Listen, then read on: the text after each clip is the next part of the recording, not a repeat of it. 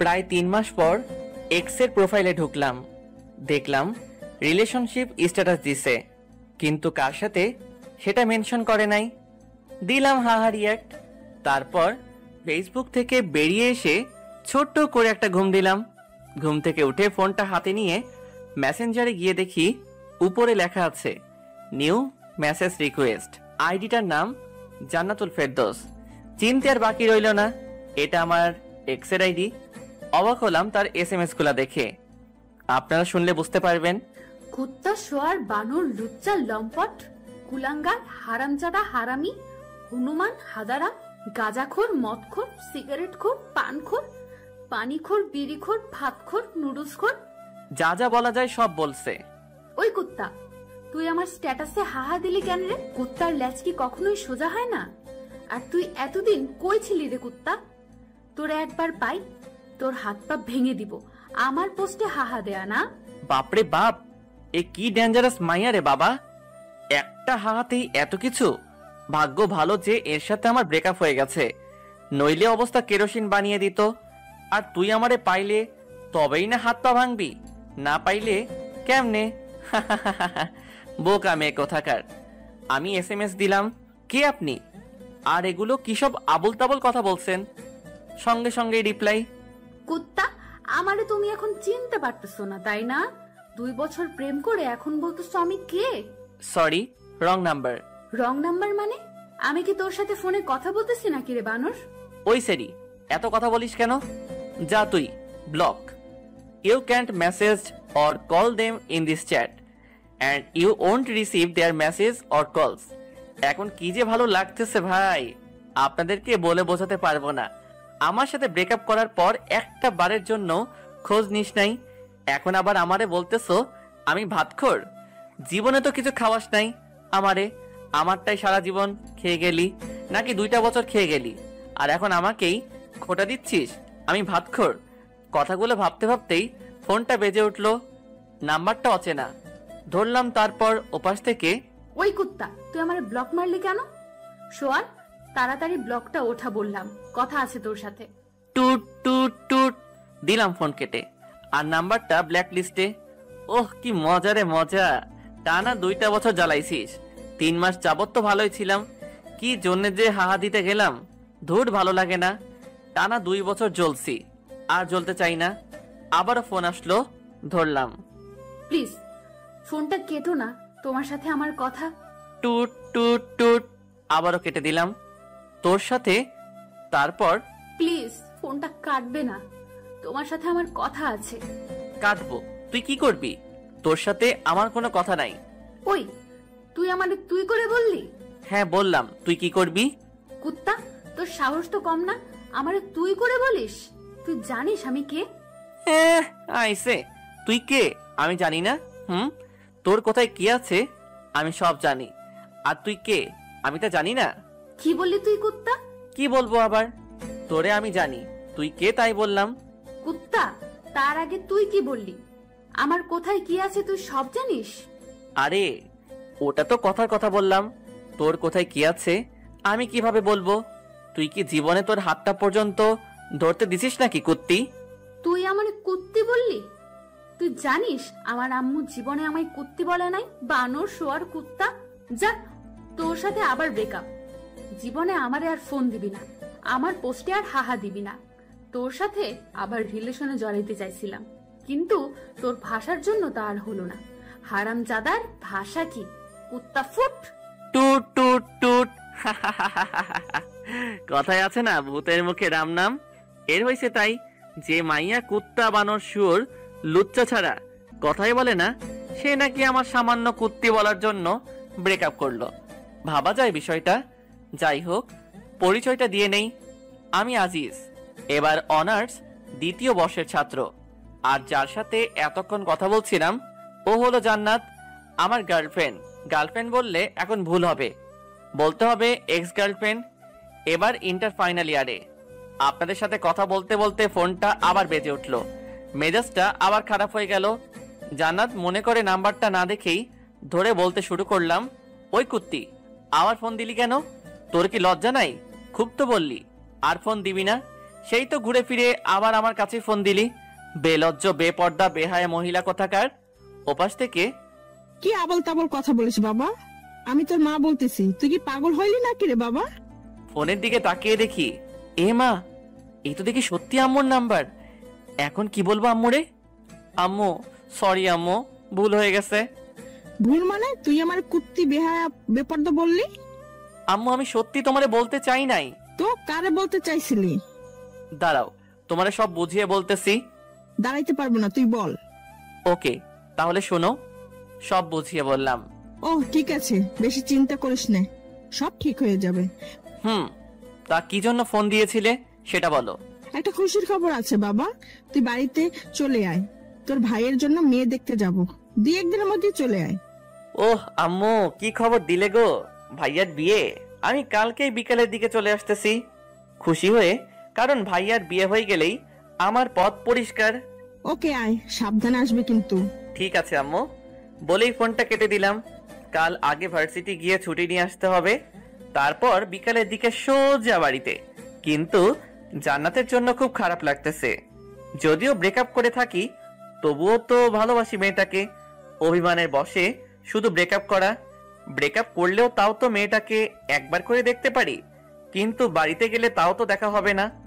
জান্নাতের সাথে আমার পরিচয় আমার বন্ধুর বোনের মাধ্যমে। সেদিন ছিল নাবিলার জন্মদিন, আমিও যাই সেদিন বুলবুল আমার বন্ধুদের বাড়িতে। জান্নাতুলকে সেদিনই প্রথম দেখি, তারপর প্রপোজ, প্রেম, আর প্রেমের পর ব্রেকআপ। কি একটা জিনিস, তাই না? ওকে প্রপোজটা আমি করেছিলাম, আর ব্রেকআপটা করলো জান্নাত। পুরনো দিনের কথাগুলো ভাবতে ভাবতে কখন যে ঘুমিয়ে পড়েছি মনেই নেই। সকালে ঘুম ভাঙলো ফজরের আজানের আওয়াজ শুনে। নামাজ পড়ে এসে সবকিছু গুছিয়ে নিলাম, তারপর খাওয়া দাওয়া করে ভার্সিটিতে গেলাম। ভার্সিটিতে পৌঁছাতেই, এই আজিজ, এদিকে আসো। এর নাম রিয়া, খুবই গা ঘেঁষে একটা মেয়ে।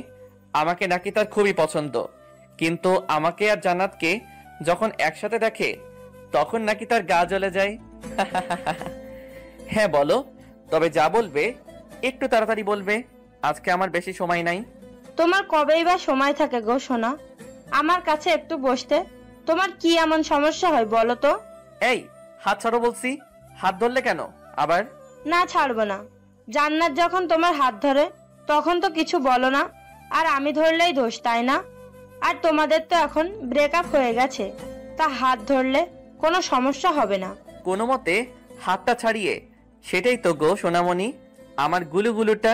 রিয়া সোনা, তুমি তো এখন আমার হাতটা ধরে থাকবে, কিন্তু ওই যে বললাম আমার আজ একটু কাজ আছে, কাজটা সেরে এসেই আমার হাতটা তোমাকে দিয়ে দিব।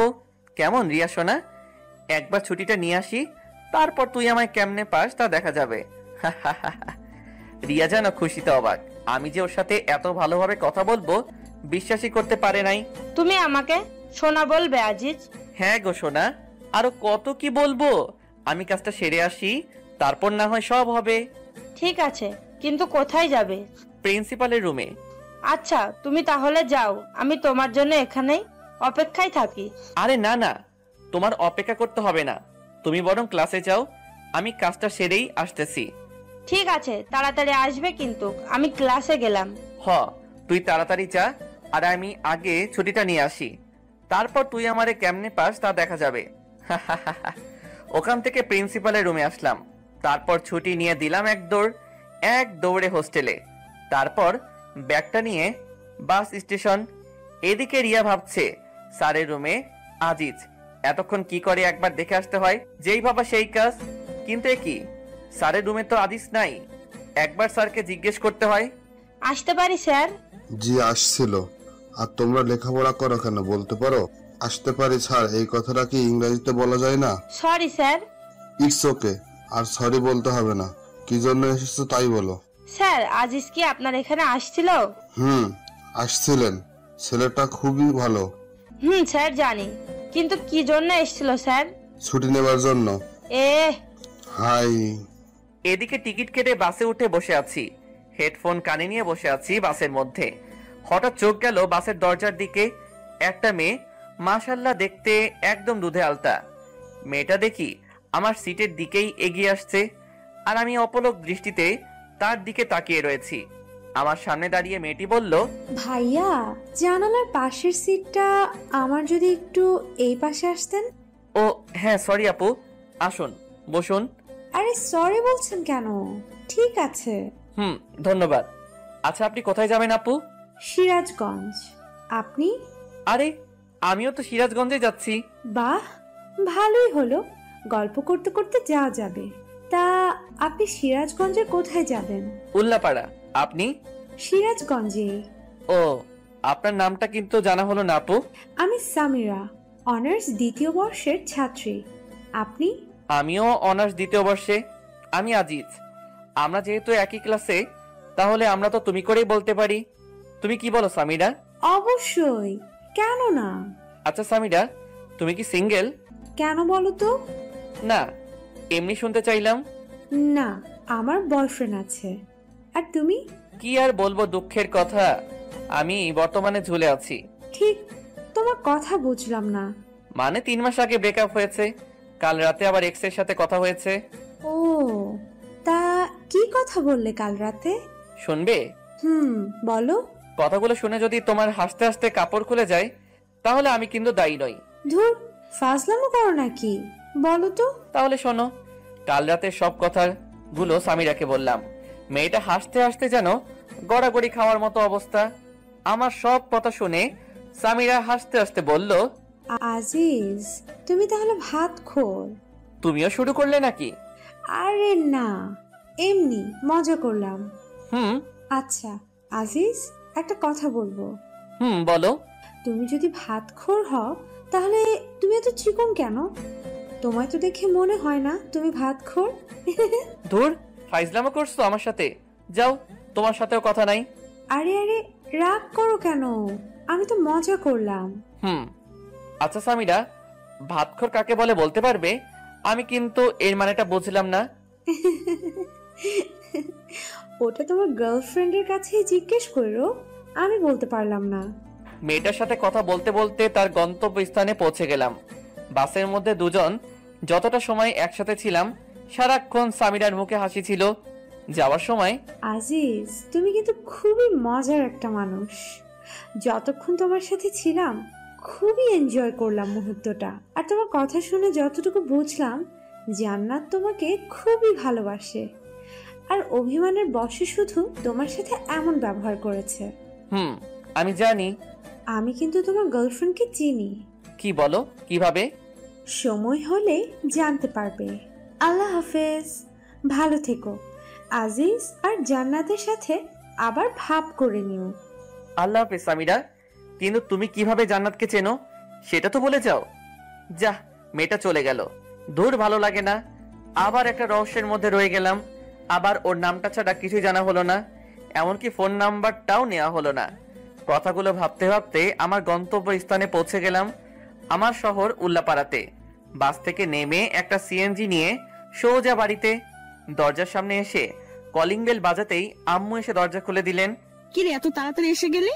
কই আসলাম এতদিন পর, একটু আদর যত্ন করবে তা না, বলছো এত তাড়াতাড়ি চলে আসলাম।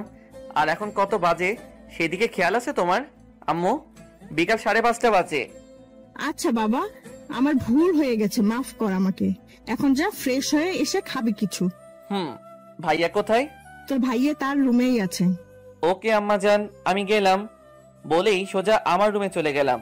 তারপর ফ্রেশ হয়ে খাওয়া দাওয়া করে ভাইয়ার রুমে গেলাম। গিয়ে, কি করছিস ভাইয়া? আরে আজিজ, তুই কখন আসলি? আয় এদিকে, আয়, বস এখানে। ভাইয়া, শুনলাম কাল নাকি তোর জন্য মেয়ে দেখতে যাবে। হ্যাঁ, সেই জন্যই তো তোকে নিয়ে আসলাম। কিন্তু তুই নাকি একটা মেয়ের সাথে রিলেশন করিস, তাহলে তার কি হবে? আরে বোকা, তোর আবার কি হবে? ওর সাথেই তো বিয়েটা ঠিক হলো, আমার পছন্দের মানুষের সাথে। ভাইয়া, তোর সাথে তো তোর ভালোবাসার মানুষটার বিয়ে হচ্ছে, কিন্তু আমার যে কি হবে আল্লাহ ভালো জানে। কিরে, এত কি ভাবিস? কই কিছু না তো। তা তোর জান্নাতুলের কি খবর? এখন কি তোর ঝাড়ির উপর রাখে নাকি? ধুর, তুই যে কি বলিস না ভাইয়া। মেয়েটা কিন্তু খুব ভালো। তোরে কইছে মেয়েটা ভালো, তুই কি ওরে দেখছিস নাকি? দেখি নাই, তবে কথা তো বলিসি। তুই থাক তোর কথা নিয়ে, আমি গেলাম। এখন ঘুমাবো, আবার ডাকতে যাস না জানো। কাল কখন যাবি? ভাবি কি দেখতে, তাই বল। সকাল 10টার দিকে। Okay bye. বলেই আমার রুমে চলে আসলাম। সারা দিন অনেক ধকল গেছে, এখন একটু ঘুমাই। হঠাৎ করে ঘুমটা ভেঙে গেল। টেবিলের দিকে তাকিয়ে দেখি জান্নাত। জান্নাত সাজগোজ করতেছে। আমি তো দেখেই অবাক। ঠোঁটে হালকা লিপস্টিক, চুলগুলো খোপা করা, পরনে একটা কালো শাড়ি। আমি দেখে যেন মুগ্ধ হয়ে ওর দিকে তাকিয়ে আছি। আমার তাকিয়ে থাকা দেখে জান্নাত বলল, কি দেখো অমন করে? তোমাকে তোমাকে একদম পরিমতো লাগছে। যা দুষ্টু, ওইভাবে কেউ বলে? আমার বুঝি লজ্জা করে না? আমার কাছে আবার কিসের লজ্জা শোনা? আসো, কাছে আসো, আজ তোমার সব লিপস্টিক খাবো। বলেই হাত ধরে একটানে বুকে নিয়ে আসলাম। হাই, এই কি করো? দেখো কি করি।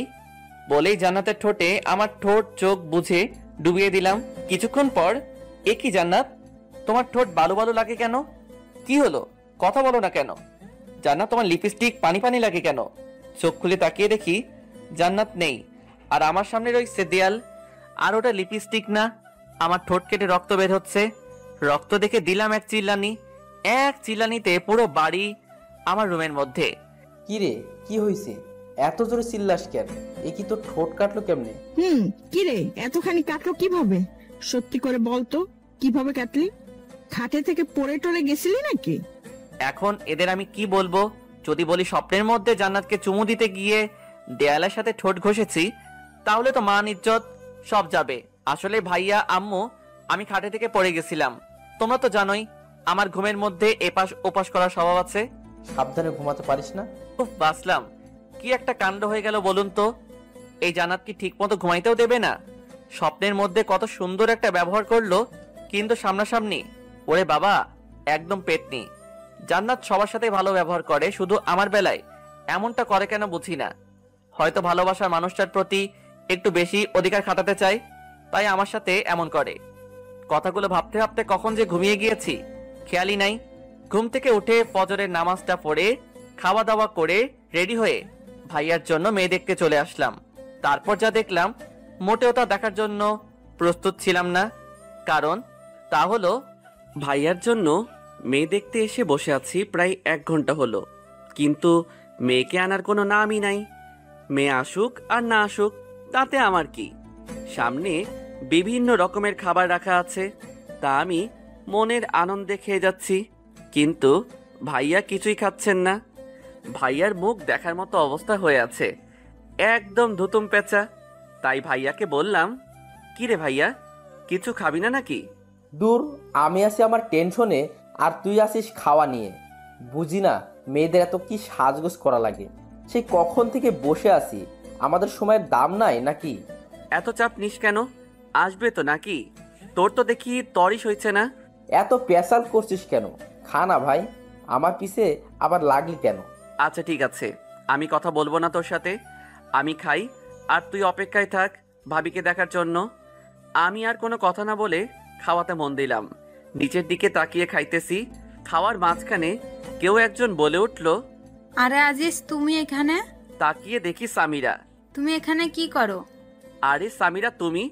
আমি তো আমার ভাইয়ার জন্য মেয়ে, মানে আমার ভাবিকে দেখতে এসেছি, কিন্তু তুমি এখানে কি করো? আরে আমি তো দুলালের। দুলালি আমার হবু ভাবির নাম।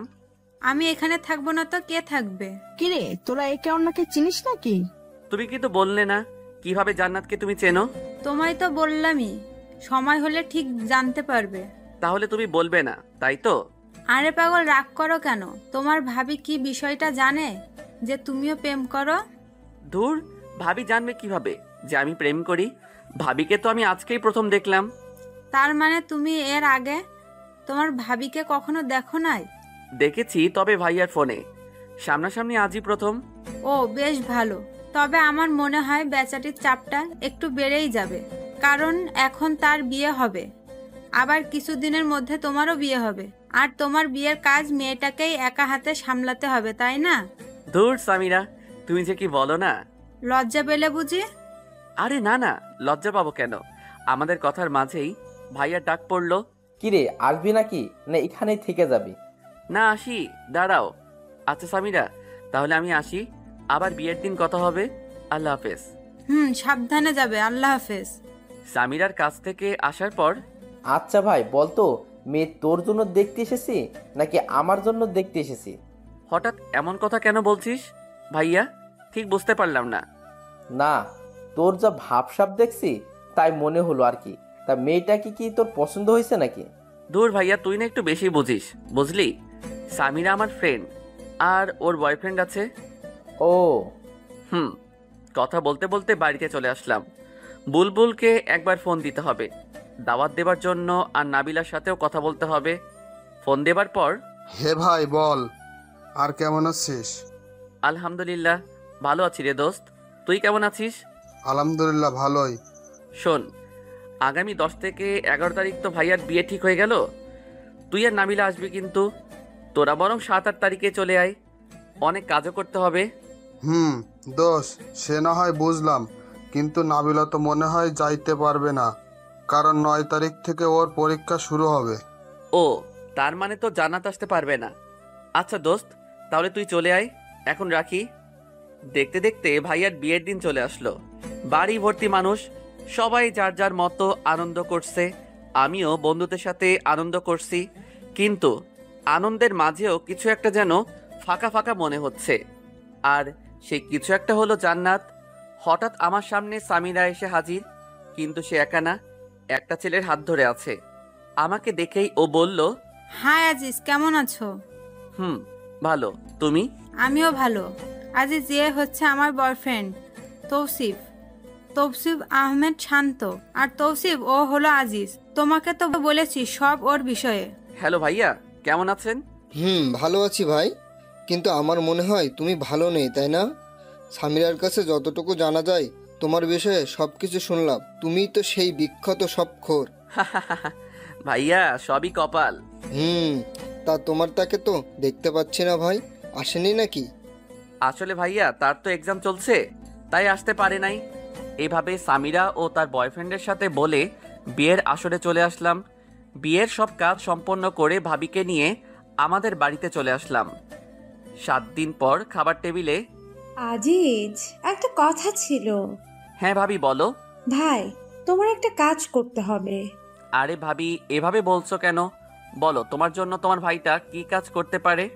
আসলে ভাই, তোমার বোনটা আজকে আসবে আমাদের এখানে, তোমার তাই একটু স্টেশনে যেতে হবে। ঠিক আছে ভাবি, তোমার চিন্তা করতে হবে না, আমি গিয়ে নিয়ে আসবো। কিন্তু ভাবি, তোমার বোনকে তো সেদিন বিয়েতে দেখলাম না। ওর তো এক্সাম চলছিল, তাই বাড়িতে আসতে পারে নাই। এখন সোজা আমাদের এখানে আসবে। ও, তা ভাবি, তোমার বোনের নামটা কি? জেসমিন।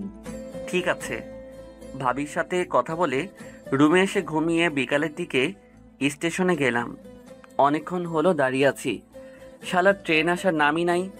তাই স্টেশনের একটা বেঞ্চে বসে পড়লাম। কিছুক্ষণ পর একটা ট্রেন থামলো, আর ট্রেন থেকে নেমে দেখলাম একটা মেয়ে আমার দিকেই আসছে। মেয়েটাকে দেখে মনে হচ্ছে খুবই পর্দাশীল একটা নারী। পরনে একটা কালো বোরকা, হাতে হাত মোজা, পায়ে পা মোজা, মাথাটা বোরকার কালো কাপড় মানে হিজাব দিয়ে ঢাকা। আমার সামনে এসে মেয়েটা, আপনি কি আজিজ? কিন্তু আপনাকে তো ঠিক চিনলাম না। আমি জেসমিন, আর আপনি আমার বেয়াই, তাই না? বেআইন, আমি আপনার বেআই। কিন্তু বেআইন সাহেব, আপনি আমায় চিনলেন কেমন করে? আপনি তো আমায় আগে কখনো দেখেন নাই। আসলে আপু কাল আপনার একটা ফটো দিয়েছিল, তাই চিনলাম আর কি। কিন্তু বেআইন, আপনার কণ্ঠটা কেমন যেন চেনা চেনা লাগে। কি কি বললেন? আমার কণ্ঠ চেনা চেনা লাগে? আরে বেআইন, এমনি মজা করলাম। আপনি 10টা না 5টা না, একটা মাত্র বেআইন, তাই মজা করলাম। মাইন্ড করলেন নাকি? না না, মাইন্ড করব কেন? আমি কি এখানেই দাঁড়িয়ে থাকবো, নাকি আমাকে আপনাদের বাড়িতে নিয়ে যাবেন বেআই মশাই? ও হ্যাঁ, চলুন চলুন। চলুন। তারপর বেআইনকে নিয়ে বাড়িতে চলে আসলাম, আর ভাবিকে বললাম, ভাবি, এই নাও তোমার আমানত, সশরীরে নিয়ে এসেছি। ভাই, ধন্যবাদ। স্বাগত। শোনো, আমি এখন আবার ঘুমাবো, রাতে কিছু খাবো না, আবার ডাকতে যেও না যেন। সকালে বুকের উপর কিছু একটা ভারী ভারী অনুভব করলাম। মনে হচ্ছে কেউ একজন আমার বুকের উপর মাথা রেখে শুয়ে আছে। চোখ খুলে তাকিয়ে দেখি, এ কি? এ তো জান্নাত। জান্নাত কিভাবে আমার রুমে আসলো, আর আমার বুকে মাথা রেখে শুয়ে আছে কেন? নাকি আমি আবার সেদিনের মতো স্বপ্ন দেখছি? হয়তো স্বপ্নই হবে। সেদিন স্বপ্নে জান্নাত মনে করে দেয়ালের সাথে কি একটা কাণ্ড হয়ে গেল। ভাবতেই কেমন গা কেমনটা করে ওঠে। কিন্তু যদি এটা মানুষই না হয় তবে এত ভারী ভারী লাগে কেন? হাতে একটা চিমটি কেটে দেখলাম, না এটা তো স্বপ্ন না, সত্যি এটা জান্নাত। একবার ধাক্কা দিয়ে দেখি কে এটা। এই মেয়ে ওঠো। এই কি হয়েছে? ধাক্কাও কেন? তুমি এখানে কি করো? আর আমাদের বাড়িতে আসলে কেমন করে? জান্নাত চোখ খুলে তাকিয়ে দেখে সে আমার বুকের উপর শুয়ে আছে। অমনি লাফ দিয়ে ওঠে। আমি তো আসছি তোকে মারার জন্য।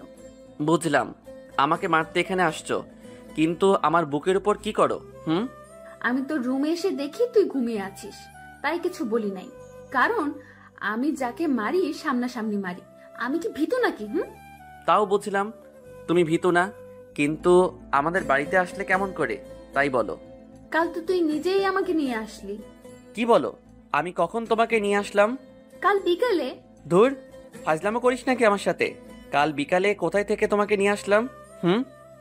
কেন স্টেশন থেকে? আরে কাল তো আমি আমার ভাবির বোনকে স্টেশন থেকে নিয়ে আসছি। তোমাকে কখন নিয়ে আসলাম? তোর ভাবির বোনই আমি। কিন্তু ভাবি যে বলল তার বোনের নাম জেসমিন। তো কি হয়েছে? তোমার নাম তো জান্নাত, জান্নাতুল ফেরদৌস। জেসমিন আমার ডাক নাম, ওই নামে শুধু আপুই ডাকে। তার মানে এক্স গার্লফ্রেন্ড এখন আমার বেআইন? ওই কুত্তা, তুই যে আমার এক্স ছিলি বা তোর সাথে যে আমার সম্পর্ক ছিল এটা যেন আমার আপু না জানতে পারে। শুধু আপু না, কেউ যেন জানতে না পারে। হয়, আমার তো আর খেয়ে দে কাজ নাই যে তোর মতো একটা পেতনি আমার গার্লফ্রেন্ড ছিল এটা সবাইকে বলে বেড়াবো। কুত্তা, তুই আমারে কি বললি? আমি পেতনি? ভুল কিছু তো বলি নাই। দাঁড়া কুত্তা, আজ তোর একদিন কি আমার একদিন। বলতেই জান্নাত কিছু একটা খুঁজতে লাগলো আর রুমের এক কোণ থেকে একটা ফুলঝাড়ু পেলো। ওইটা হাতি নিয়ে আমার দিকে তেড়ে আসলো মারবার জন্য। যেই বাড়ি মারবে অমনি ভাবির ডাক পড়লো, জান্নাত, এই জান্নাতুল, কই গেলি? ভাবি, বেআই সাহেব আমার রুমে। জান্নাত অমনি ফুলঝাড়ুটা ফেলে দিল। কি রে, এখানে কি করছিস? ভাবি, বেআইনের সাথে একটু মজা করছিলাম, তাই না বেআইন? আপু, আমার বেআইটা না খুবই মজার। আচ্ছা বুঝলাম, এখন চল। ঘুম থেকে উঠে তো ফ্রেশও হোস নাই, আগে ফ্রেশ হয়ে খাওয়া দাওয়া করে নে, তারপর দুজনে গল্প করিস। এখন আর মহারাজ আপনিও ফ্রেশ হয়ে নিচে খেতে আসুন। বলেই ভাবি জান্নাতকে নিয়ে চলে গেল। আর জান্নাত ওদিকে মনে মনে বলছে, আমাকে পেতনি বলা তাই না? এখন যদি আপু না আসতো তবে শয়তানটার হাড়গোড় ভেঙে ফেলতাম। কিন্তু শয়তানটা কি বোঝে না যে এই পেতনিটা ওকে কতটা ভালোবাসে?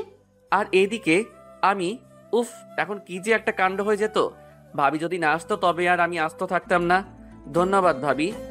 কিন্তু ভাই, এক্স গার্লফ্রেন্ড যখন বেআইন হয় তখন যে এতটা ঝামেলা হয় তা জানা ছিল না। বলেই ফ্রেশ হতে চলে গেলাম। ফ্রেশ হয়ে বের হতেই ফোনটা বেজে উঠল। ফোনের স্ক্রিনের দিকে তাকিয়ে দেখি এ তো নাদিয়ার নাম্বার। নাদিয়া আমার স্কুল লাইফের ফ্রেন্ড, আর ও তো এখন চিটাগাঙে। রিসিভ করার পর, ওই কুত্তা, তুই নাকি এখন বাড়িতে? তো কি হয়েছে? তুই তো চিটাগাঙে এখন, তাই না? না, আমি বাড়িতে আসছি আজ 5 দিন হলো। আর কুত্তা, তুই বাড়িতে আমায় বলবি না? আমি একা একা বাড়িতে বসে বসে বোরিং হচ্ছে। তুই কি আমায় বলতে পারতি না যে তুই বাড়িতে আসছিস? আমি এত কিছু জানি না। বিকালে আমার সাথে দেখা কর তুই। আচ্ছা, তুই স্কুলের মাঠে চলে আয়, বিকালে আমিও আসছি। ওকে, এখন রাখি, বিকালে কথা হবে। বুঝি না মেয়েরা এত কথায় কথায় কুত্তা বলে কেন। নাদিয়ার সাথে কথা বলে খাবার টেবিলে চলে আসলাম। খাবার মধ্যে আম্মু বললেন, আজিজ, জি আম্মু। বিকালে জান্নাতকে নিয়ে একটু ঘুরিয়ে নিয়ে আসিস। মেয়েটা আসছে থেকে একা একা ঘরে বসে আছে। কিন্তু আম্মু আসতো। আমি কোনো কিন্তু শুনতে চাই না, যা বললাম তাই যেন হয়। ঠিক আছে, ওনাকে রেডি থাকতে বইল। কথাটা বলে জান্নাতের দিকে তাকালাম, দেখলাম মেয়েটা অনেক খুশি। বিকেলে বাইক নিয়ে বাইরে জান্নাতের জন্য অপেক্ষা করছি, কিন্তু মহারানীর আসার খবরই নাই। কিছুক্ষণ পর একটা সাদা পরী যেন নেমে আসলো আমার সামনে। এটা জান্নাত। সাজের আর বর্ণনা দিলাম না, কারণ আপনারাও প্রেমে পড়ে যেতে পারেন। জান্নাত দাঁড়িয়ে আছে দেখে আমি বললাম, কি হলো, উঠবেন না নাকি? নাকি আমি একাই চলে যাব? না না, দাঁড়াও, আমিও যাব। তাহলে উঠুন। আচ্ছা আজিজ, দেখো আমায় কেমন দেখা যাচ্ছে? ভালো। জান্নাত হয়তো শুধু এইটুকু আশা করে নাই আমার থেকে, ও ভেবেছে আরো অনেক কিছু বলবো। কিন্তু পেতনিটা জানে না যে তাকে কতটা সুন্দর লাগছে। তারপর দুজন স্কুলের মাঠে চলে আসলাম। দেখি নাদিয়া আগে থেকেই বসে আছে। নাদিয়া আমাকে দেখে আমার কাছে চলে আসলো। এতক্ষণে আসার সময় হলো তোর? সে কখন থেকে বসে আছে? আর এই মেয়েটা কে দোস্ত? দোস্ত, ওর নাম জান্নাত, আমার বেআইন। ও, কিন্তু তোর সাথে যে আমার কিছু কথা আছে। তো বল কি কথা? না, এখানে না, তুই এদিকে আয়। আর আপু, তুমি একটু এখানে বসে থাকো, আমরা আসছি। বলেই নাদিয়া আমার হাত ধরে টানতে টানতে নিয়ে ফাঁকা জায়গায় চলে এলো। আর এদিকে জান্নাত ভাবছে, এ কি গায়ে পড়া মেয়ে রে বাবা! এই ছেমরি তো রিয়া আপুর থেকেও বেশি গায়ে পড়া মেয়ে। আর কি এমন কথা যা আমার সামনে বলা গেল না? না, এই মেয়েটাকে আমার সুবিধার মনে হচ্ছে না। ধুর, ভালো লাগে না। আর এদিকে নাদিয়ার সাথে প্রায় 10 মিনিটের মতো কথা বলে জান্নাতের কাছে আসলাম। কি কথা হলো তা না হয় পরে একদিন শুনবেন, এখন থাক। এসে দেখি মেয়েটা আনমনে কি যেন ভাবছে। তারপর নাদিয়া চলে গেল আর আমি জান্নাতকে নিয়ে পুরা গ্রাম ঘুরলাম। আমার সাথে ঘুরতে পেরে জান্নাত অনেক খুশি। একটা কথা বলবো? বলো। পেতনিটা কে? কোন পেতনি? লুচ্চা, বোঝো না কোন পেতনি? বানর কুত্তা, এতক্ষণ যার সাথে কথা বলে আসলি সেই পেতনি। ও, ওর নাম তো নাদিয়া, আমার স্কুল লাইফের ফ্রেন্ড। বুঝলাম। এখন চল, বাড়িতে যাব। তারপর জান্নাতকে নিয়ে বাড়িতে চলে আসলাম। রাত 9টা। ছাদে নাদিয়ার সাথে ফোনে কথা বলতেছি। তখনই খেয়াল করলাম কেউ একজন ছাদে এসেছে। পিছনে তাকিয়ে দেখি জান্নাত।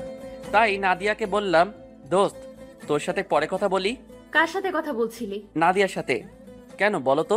আর যেন ওই পেতনিটার সাথে কথা বলতে না দেখি। কেন কেন কথা বলবো না? আর বললে কি করবে? একদম গলা টিপে দিব। কি? জি। কিন্তু কেন? আমি তোমার কি হই যে? আর কিছু বলতে পারলাম না। তার আগে আমার ঠোঁটে জান্নাতের ঠোঁট ডুবিয়ে দিল। কতক্ষণ ছিল ঠিক বলতে পারবো না। ছাড়ার পর, কজ আই লাভ ইউ। আর একদিন ওই পেতনিটার সাথে কথা বললে দেখ কি করি তোর। বলেই দৌড়ে চলে গেল। বুঝলাম না কিছু। জান্নাত কি আমার সাথে ব্রেকআপ করলো? আর এখনো নিজেই বলছে আই লাভ ইউ। হুট করেই জান্নাত তার ঠোঁট দুটো আমার ঠোঁটের মধ্যে মিলিয়ে দিল। কতক্ষণ যে দুজনের ঠোঁট একত্রে ছিল তা বলতে পারা মুশকিলই বটে। ছাদ থেকে রুমে এসে শুয়ে থেকে ভাবছি কি থেকে কি হয়ে গেল। আর মুচকি মুচকি হাসছি যে মেয়েটা গত 2 বছর আমাদের রিলেশন চলাকালীন নিজে থেকে আমার হাতটা পর্যন্ত ধরছে কিনা মনে নেই। আর আজ সেই মেয়েটাই চুমু দিয়ে দিল। ভাবা যায়? অবশ্য আমার বিষয়টা খারাপ লাগে নাই, ভালোই তো লাগলো। কথাগুলো ভাবতে ভাবতে ভাবি এসে ডেকে গেলেন খাবার জন্য। আমিও ফ্রেশ হয়ে নিচে খেতে চলে এলাম। সবাই যার যার মতো বসে আছি খাবার জন্য। জান্নাতও আছে, আমার দিকে তাকিয়ে মুচকি মুচকি হাসছে। আমি সেই দিকে খেয়াল না দিয়ে খাওয়ার জন্য বসে পড়লাম। জান্নাত খাওয়ার থেকে আমার দিকেই বেশি আর চোখে তাকাচ্ছে। তাই আমি বললাম, কি বেআইন সাহেব, খাচ্ছেন না কেন? খান খান, লজ্জা পাবার কিছু নেই। নিজের বাড়ি মনে করে খেতে পারেন। কি ভাবি, আমি ঠিক বলছি না? জান্নাত আমার দিকে এবার রাগী চোখে তাকালো। ঠিকই তো বলছিস। কি রে জান্নাত, খাচ্ছিস না কেন? এই তো খাইতেছি তো আপু। আর বেআই মশাই লজ্জা পাবো কেন? এটা তো আমার নিজের বাড়িই মনে করি। আর এটা তো আমারও বাড়ি, তাই না? মনে মনে বললাম, আজ বেআইন ডাকছো, কাল যদি তোমায় বউ না ডাকাতে পারি তবে আমার নামও জান্নাত না, বলে রাখলাম। তোরা খাবার সময় কি শুরু করলি? আর ছোট আব্বাজান? আম্মু মাঝে মাঝে আমাকে ছোট আব্বাজান বলে ডাকে। জি আম্মু বলো। তোর খালাম্মা আজ ফোন দিয়েছিল, তোকে যাইতে বলছে। কিন্তু আম্মু, আমি এখন কিভাবে যাব? কেন বাবা, কেন যাইতে পারবা না? আমি তো তোমার ফোন টেপা আর ঘুরে বেড়ানো ছাড়া আর কোনো কাজ দেখি না, তাহলে কেন যাইতে পারবা না? উপায় নাই, এখন যেতেই হবে। ঠিক আছে, কবে যাইতে হবে? কাল সকাল সকাল বেরিয়ে পড়বি, আর 4-5 দিন থেকে তারপর বাড়িতে আসবি। তোর খালা মনের কাছ থেকে আবার যেন শুনতে হয় না তুই বাড়ি আসার জন্য তার কাছে বায়না করছিস। ঠিক আছে, 4-5 দিন থেকে তারপর বাড়িতে আসবো। এবার খুশি? খুশি। জান্নাত মা, তুমি তাহলে সকাল সকাল রেডি হয়ে থাকো মা। মা, ঠিক আছে। বুঝলাম না আম্মু, জান্নাত রেডি থেকে কি করবে? আর ওই, আপনি আমার আম্মুরে মা ডাকছেন কেন? জান্নাত তো তোর সাথে যাবে। আমি মা বলে ডাকবো, তাতে আপনার কি? আমি মনে মনে বললাম, মা তো আজ না হয় কাল থেকে ডাকতেই হবে, আমি না হয় এখন থেকেই ডাকা শুরু করলাম। আমার বোকা বরটা বোঝেও না, আর একবার শুধু কাল তোমার সাথে বেরোতে পারি, তারপর দেখো তোমায় কেমন না জানো না চাই। আমি আর কি কমো, সবই তোমাদের ইচ্ছা। পরদিন সকাল 8টায় রেডি হয়ে বাইকে দাঁড়িয়ে আছি। কিছুক্ষণ পর জান্নাত আসলো, সাথে আম্মু আর ভাবি। তাদের কাছে থেকে বিদায় নিয়ে বাইকটা নিয়ে বেরিয়ে পড়লাম। গাড়ির আপন গতিতে গাড়ি চলছে, কিন্তু আমাদের কারোর মুখেই কোনো কথা নেই। নীরবতা ভেঙে জান্নাত বলল, কি হলো, কথা বলছো না কেন? কি বলবো? কেন, আমার সাথে বলার তোমার কোনো কথা নেই? আছে তো অনেক, কিন্তু কিছুই মনে পড়ছে না। ফাজলামো করো নাকি? দূর, ফাজলামো করতে যাব কেন, যা সত্যি তাই বললাম। ঠিক আছে, এখন বলো আমার কেমন লাগছে দেখতে? একদম পেতনির মতো, মজা করে বললাম। দেখতে তো মাশাআল্লাহ পরীর মতো সুন্দর। কি বললি কুত্তা? আউ, মারলে কেন? যা সত্যি তাই তো বললাম। আমার পেতনির মতো দেখতে, তাই না? গাড়ি থামা, গাড়ি থামা বলছি। কেন? যা বললাম তাই কর। ওকে। গাড়ি থামানোর পর, আজিজ, তুই বুঝতে পারছিস যে তুই এখন ফেসে গেছিস? মানে আমি ফেসে গিয়েছি মানেটা কি?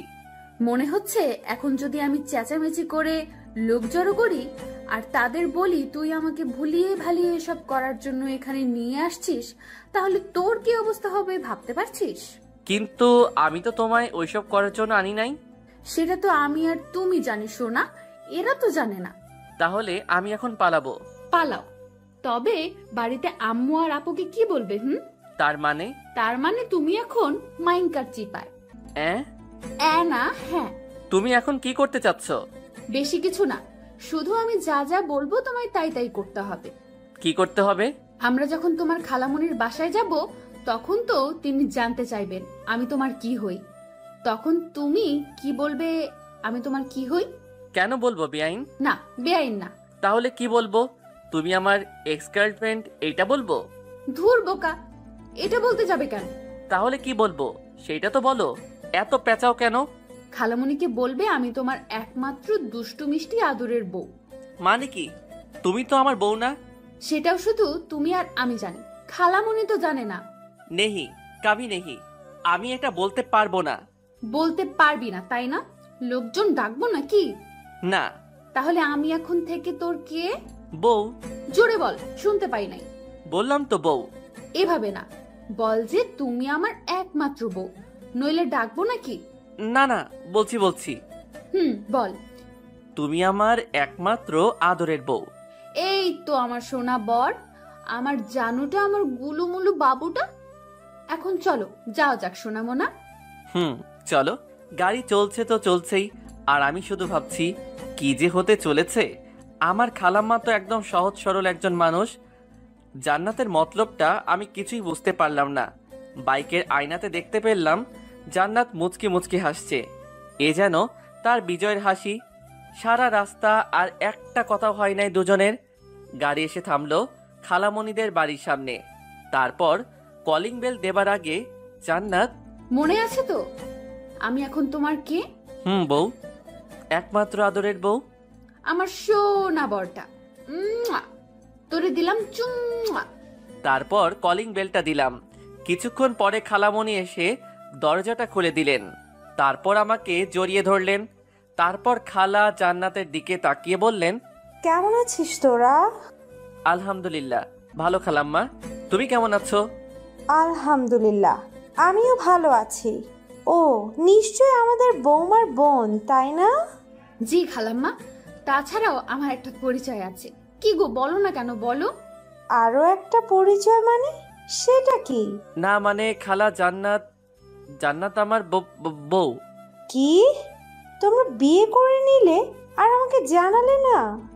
খালামণি, আমরা যে বিয়ে করেছি এটা কেউ জানে না, এমনকি আমাদের এখনো বাসরটাও হয় নাই। কত শখ ছিল আমার বরটার সাথে বাসর করব, তা এখনো হয়ে ওঠেনি। মাইয়াই বলে কি, এখানে আবার বাসর কই থেকে আসলো? কি করতে চাচ্ছে জান্নাত? আমি তো কিছুই বুঝতে পারছি না। প্রথমে বিয়ে না করেই আমার বউ হয়ে গেল, আর এখন বলছে বাসরের কথা। আল্লাহ রক্ষা করুন আমায়, কোথায় যে ফেসে যাচ্ছি নিজেও তো বুঝতে পারছি না। কি, তোরা যে বিয়ে করেছিস বাড়িতে কেউ জানে না? না গো খালামণি, কেউ জানে না। আজিজ বলল খালামণি নাকি অনেক ভালো, আর তোমার কাছে আসলে নাকি তুমি সবকিছু সমাধান করে দিবে। তাই তো তোমার কাছে আমরা চলে আসলাম। তোরা চিন্তা করিস না, আমি সব ঠিক করে দেব। আর আজিজ, তুই বিয়ে করবি আমাকে একবার বলতে পারতি, আমি কি না করতাম নাকি রে বাবা? তুই জানিস না তোর খালামণি তোকে কতটা ভালোবাসে। আমার কতটা ইচ্ছে ছিল তোর বিয়ের কাজ আমি নিজের হাতে করব, তা তুই করতে দিলি না। খালামণি, তুমি কি এখন আমাদের কথা শুনবে নাকি ভিতরে ঢুকতে দিবে? আর আলিফকে তো দেখছি না, ও কোথায়? আলিফ আমার খালাতো ভাইয়ের নাম। ওহে, ভিতরে আয়।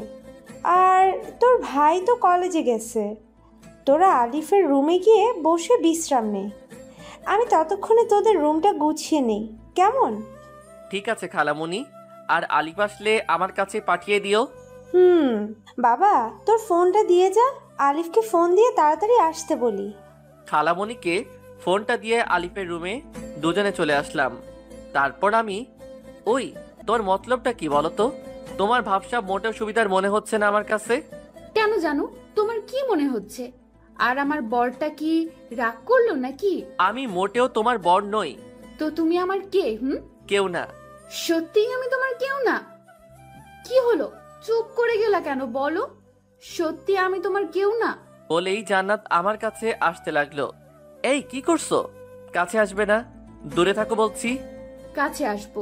তুমি কি করবে? কি করবে? আমি কিন্তু চেঁচাবো। চিল্লাও চিল্লাও, যত পারো চিল্লাতে থাকো। এই না না, ধুর ছাই, কে শোনে কার কথা? জান্নাত আমার মাথার দুপাশে ধরে 4 ঠোঁট এক করে দিল। এখন বলো আমি তোমার কে? কাজটা কিন্তু তুমি ঠিক করলে না। ওই কুত্তা, তোরে আমি কি বলি আর তুই কি বলিস? ধুর, ভাল লাগে না।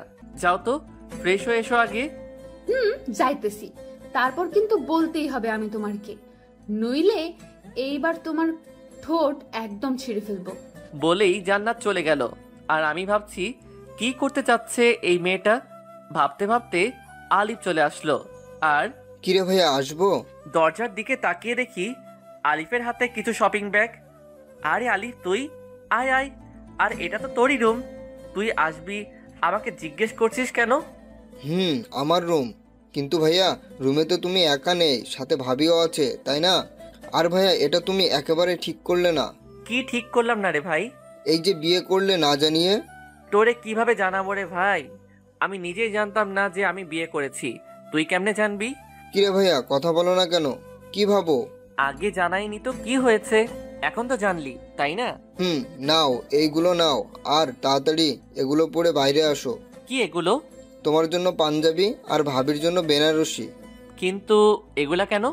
আম্মু বললো তোমাকে নাকি বর বেশে দেখবে, তাই তাড়াতাড়ি চেঞ্জ করে চলে আসো। আর এই নাও তোমার ফোন, আম্মু দিল। রেখে যা। কিছুক্ষণ পরে জান্নাত বাথরুম থেকে বেরিয়ে আসলো।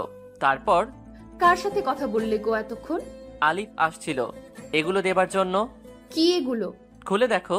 ওয়াও, খুব সুন্দর এগুলো। আমাদের জন্য? আমার খুব পছন্দ হয়েছে, কিন্তু এগুলো কিসের জন্য? সবকিছু খুলে বললাম কি জন্য। তারপর দুজন রেডি হয়ে বাহিরে আসলাম। বাহিরে বের হয়ে যা দেখলাম, একজন মুরব্বী লোক খাতা কলম নিয়ে বসে আছে। দেখে মনে হচ্ছে কাজী হবে হয়তো, কিন্তু কেন?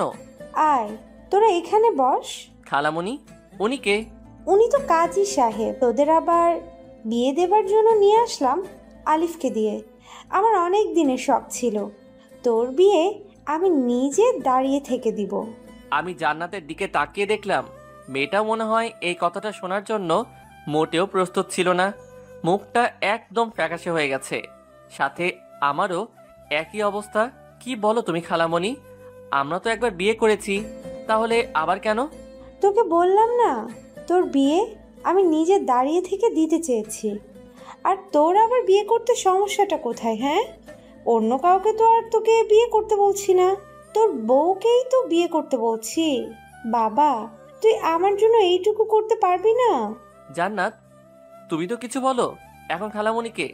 আমি আর কি বলবো বলো? খালামণি তো আর বেশি কিছু আবদার করে নাই, তাই না? খালামণি, আমরা রাজি। আলহামদুলিল্লাহ। কাজী সাহেব, আপনি বিয়ের কাজ শুরু করুন। আমি কিছুই বুঝতে পারছি না, কি থেকে কি হয়ে যাচ্ছে। এখন খালামণিকেও সত্যটা বলতে পারবো না, কারণ সে খুব কষ্ট পাবে। কি করব এখন আমি? এই সব ভাবতে ভাবতে কখন যে কবুল বলে দিয়েছি। অবশেষে জান্নাত আর আমার বিয়েটা হয়ে গেল। রাত 10টা। বাসর ঘরের মধ্যে বসে আছে জান্নাত। আমি দরজাটা খুলে ভিতরে ঢুকে রীতিমতো অবাক হলাম, কারণ ঘরটা অনেক সুন্দরভাবে সাজানো। এত অল্প সময়ে এত কিছু কিভাবে সাজালো খালামণি বুঝতে পারছি না। মনে হচ্ছে আগে থেকে সাজানো ছিল ঘরটা। আরও অবাক হলাম জান্নাতের দিকে তাকিয়ে, কারণ যে মেয়ে সব সময় আমার পিছে পড়ে থাকে সেই মেয়েটা মাথায় ঘোমটা দিয়ে নিচের দিকে তাকিয়ে বসে আছে। ভাবা যায় জান্নাতকে বউ বেশে যেন সুন্দরী অপ্সরার মতো লাগছে। আমি ভয়ে ভয়ে এক পা দুপা করে খাটের দিকে এগিয়ে যেতে লাগলাম। খাটের কাছে যেতেই জান্নাত খাট থেকে উঠে দাঁড়িয়ে আমার কাছে এসে সালাম করতে লাগলো। আমি তার 2 বাহু ধরে দাঁড় করিয়ে বললাম, এই এই কি করো? তুমি এখন আমার স্বামী, সো এটা আমার অধিকার। শুধু অধিকার নয়, বিয়ের রাতে স্বামীর পায়ে ধরে সালাম করা প্রত্যেকটা স্ত্রীর কর্তব্য ও আমাদের সমাজের নিয়ম। তাই আমাকে তুমি এটা থেকে বিরত রাখতে পারো না। কি আর করা, এই মেয়ের সাথে কথায় পারা খুবই মুশকিল। তারপর জান্নাত আবার আমার পা ছুঁয়ে সালাম করে নিল। তারপর, তোমার কি ওযু আছে? না থাকলে করে আসো, আমরা 2 রাকাত নামাজ আদায় করব। আমি ওযু করে আসছি, তোমার আছে? আছে, আসো তাহলে আমরা নামাজ আদায় করে নিই। জান্নাত 2টা জায়নামাজ বিছিয়ে দিল। আমিও জান্নাত দুজনে নামাজ আদায় করে নিলাম।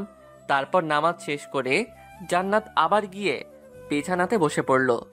আমি আমার টুপি ও পাঞ্জাবিটা খুলে বিছানার দিকে এগিয়ে যেতে লাগলাম।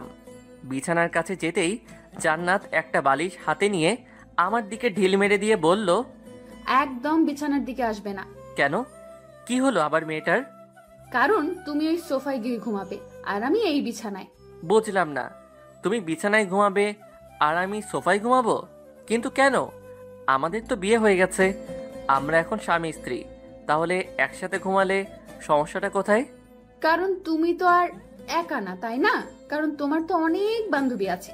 ভার্সিটিতে রিয়া আপু, তারপর দেখলাম নাদিয়া নামের ওই পেতনি, আর এখন সামিরা আপু তোমার কথা বলে।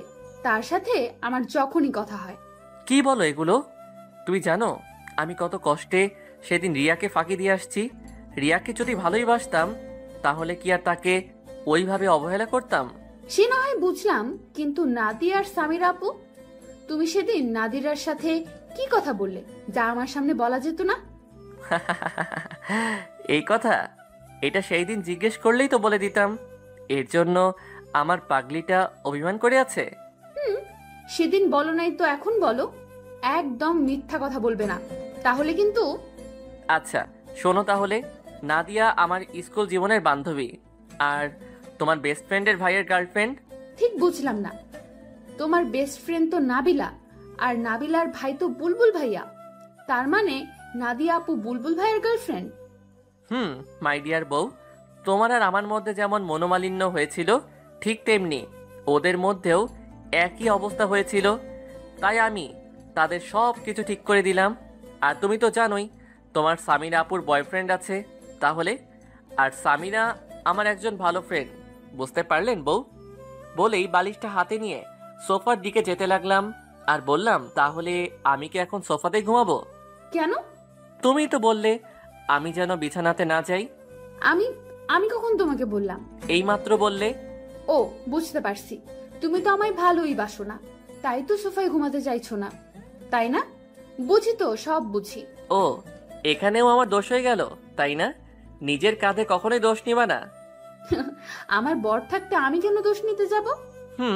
হয়েছে, আমার বরটার আর মন খারাপ করে থাকতে হবে না। আসো সোনামণি, তোমায় একটু আদর করে দিই। বলেই এক লাফে সোজা জান্নাতের কোলে মাথা রেখে শুয়ে পড়লাম। আর জান্নাত আমার মাথায় হাত বুলিয়ে দিতে লাগলো। আচ্ছা জান্নাত, ধরো যদি আমি সত্যি ওদের একজনের সঙ্গে প্রেম করতাম তাহলে কি করতে? তোমার মাথার সব চুলগুলো ন্যাড়া করে দিতাম, হাত পা ভেঙে দিতাম, আর নাকে ঘুষি মেরে নাক ফাটিয়ে দিতাম। ওরে বাবা, এত কিছু করতে? তখন তো আমায় কেমন বাজে দেখা যেত। তাতে আমার কি? তখন তো সবাই বলতো, দেখ দেখ জান্নাতের বরটাকে কেমন বাজে দেখা যায়।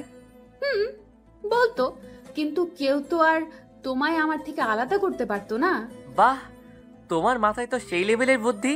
তা আমায় কি এখন অমন করবে নাকি, যাতে আমার দিকে কেউ নজর না দেয়? না, তা করব না। তবে এমন কিছু করব যাতে করে কেউ তোমার উপর নজর দিলেও তোমার নজর যেন তাদের উপর না পড়ে। সেটা কিভাবে? আমার বেবি লাগবে, একদম ফুটফুটে কিউট বাচ্চা, যাতে তুমি তার কথা চিন্তা করে হলেও আমাদেরকে ছেড়ে না যাও। বলেই কেঁদে দিল আমার বুকের উপর মুখ লুকিয়ে। ধুর পাগলি, তোমাকে ছাড়া আমি বাঁচবই না। ছেড়ে যাওয়া তো দূরের কথা, জান্নাতুলকে জড়িয়ে ধরে তার কপালে একটা চুমু দিয়ে, সত্যি তো কখনো আমাকে ছেড়ে যাবে না তো? নেহি বউ, কাবি নেহি। তারপরও আমার বেবি লাগবে, আর আজকে থেকেই মিশন শুরু করব আমরা। আজকে থেকেই? হুম। তাহলে দেরি কেন, চলো লেগে পড়ি, আমাদের মিশন স্টার্ট করি, কি বলো? যা দুষ্টু। ইস, আমার বউ তো দেখি লজ্জাও পায়। আসো আসো, আরো কাছে আসো বউ, আর লজ্জা পেতে হবে না। আসো, আমাদের মিশনটা স্টার্ট করা যাক। বলেই জান্নাতের ঠোঁটে আমার ঠোঁট ডুবিয়ে দিলাম। ধীরে ধীরে আমরা একে অন্যের মাঝে হারিয়ে যেতে লাগলাম। সবকিছু জানতে চাহিয়া লজ্জা দিবেন না। আমাদের মিশন কমপ্লিট, এখন ফরজ গোসলটা করতে হবে। আমরা এখন চাই ফরজ গোসলটা সেরে আসি, কেমন? গোসল শেষ করে দুজনেই আমরা রুমে এসে শুয়ে পড়লাম। আমি বালিশে মাথা রেখে শুয়ে আছি, আর জান্নাত আমার বুকের উপর মাথা রেখে শুয়ে আছে। আমি জান্নাতকে বললাম, জান্নাত। ও বউ, শোনো না। বলো না। আমরা কি সত্যি সত্যি বিয়ে করে নিয়েছি? কি বলো এগুলা?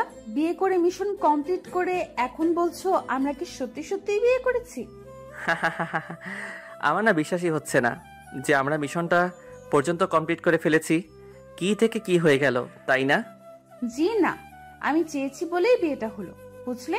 তার মানে তুমি এই সিচুয়েশনে না পড়লে বিয়েটা করতে না? করতাম কি করতাম না সেটা না হয় কাল সকালেই জানতে পারবে। এখন ভালো ছেলের মতো তোমার এই পেতনি বউটাকে শক্ত করে জড়িয়ে ধরে ঘুমাও তো, অনেক রাত হয়ে গেছে।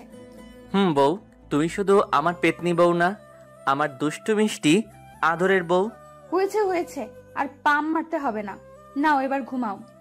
আমি আর কথা না বলে জান্নাতকে দু বাহুদয়ের মধ্যে আগলে নিয়ে তার কপালে একটা ভালোবাসার পরশ এঁকে দিলাম। জান্নাত আমার বুকের উপর মুখ লুকিয়ে ঘুমিয়ে পড়ল। এই মেয়েটা কিছুদিন আগেও কি ঝগড়াটাই না করলো আমার সাথে, আর এখন আমার বুকে মুখ লুকিয়ে আমাকে শক্ত করে জড়িয়ে ধরে ঘুমিয়ে আছে। এমনভাবে ধরে আছে যেন ছেড়ে দিলেই আমি হারিয়ে যাব। ঘুমন্ত পরীটাকে বুকের সাথে আরো শক্ত করে জড়িয়ে নিয়ে আমিও ঘুমের দেশে পা বাড়ালাম। সকালে নাকের মধ্যে কেমন যেন সুরসুরি অনুভব করলাম। সাথে সাথে হাঁচি দিয়ে চোখ খুলে তাকিয়ে দেখি জান্নাত আমার পাশে বসে হাসছে। অনেক রাগ হলেও তার হাসিতে যেন আমি আবারও তার প্রেমে পড়ে গেলাম। জান্নাত হাসতে হাসতে বলল, এই যে মিস্টার বর, ঘুম ভাঙলো তাহলে? ফজরের আজান যে হয়ে গেছে সেদিকে খেয়াল নেই? ওঠো ওঠো, তাড়াতাড়ি উঠে ফ্রেশ হয়ে ওযু করে আগে নামাজ পড়ে নেন, তারপর না হয় আবার ঘুমায়েন। আর একটু ঘুমাই না বউ, তারপর নামাজ আদায় করে নেই। না না, তা হচ্ছে না, ওঠো বলছি। তারপর উঠে নামাজ আদায় করে এসে জান্নাতকে আবার বুকে নিয়ে ঘুমিয়ে গেলাম। কিছুক্ষণ পরে মনে হলো কেউ যেন দরজায় ঠক ঠক করছে। কে? ভাইয়া, আমি আলিফ। আর কতক্ষণ ঘুমাবি? এবার তো ওঠো, আম্মু খাবার জন্য ডাকছে তো। খালামণিকে বল আসছি। তুই এখন যা তো ভাই, 5 মিনিট লাগবে আমার। তারপর আলিফ চলে গেল। আমি জান্নাতকে নিয়ে দরজা খুলে বের হলাম।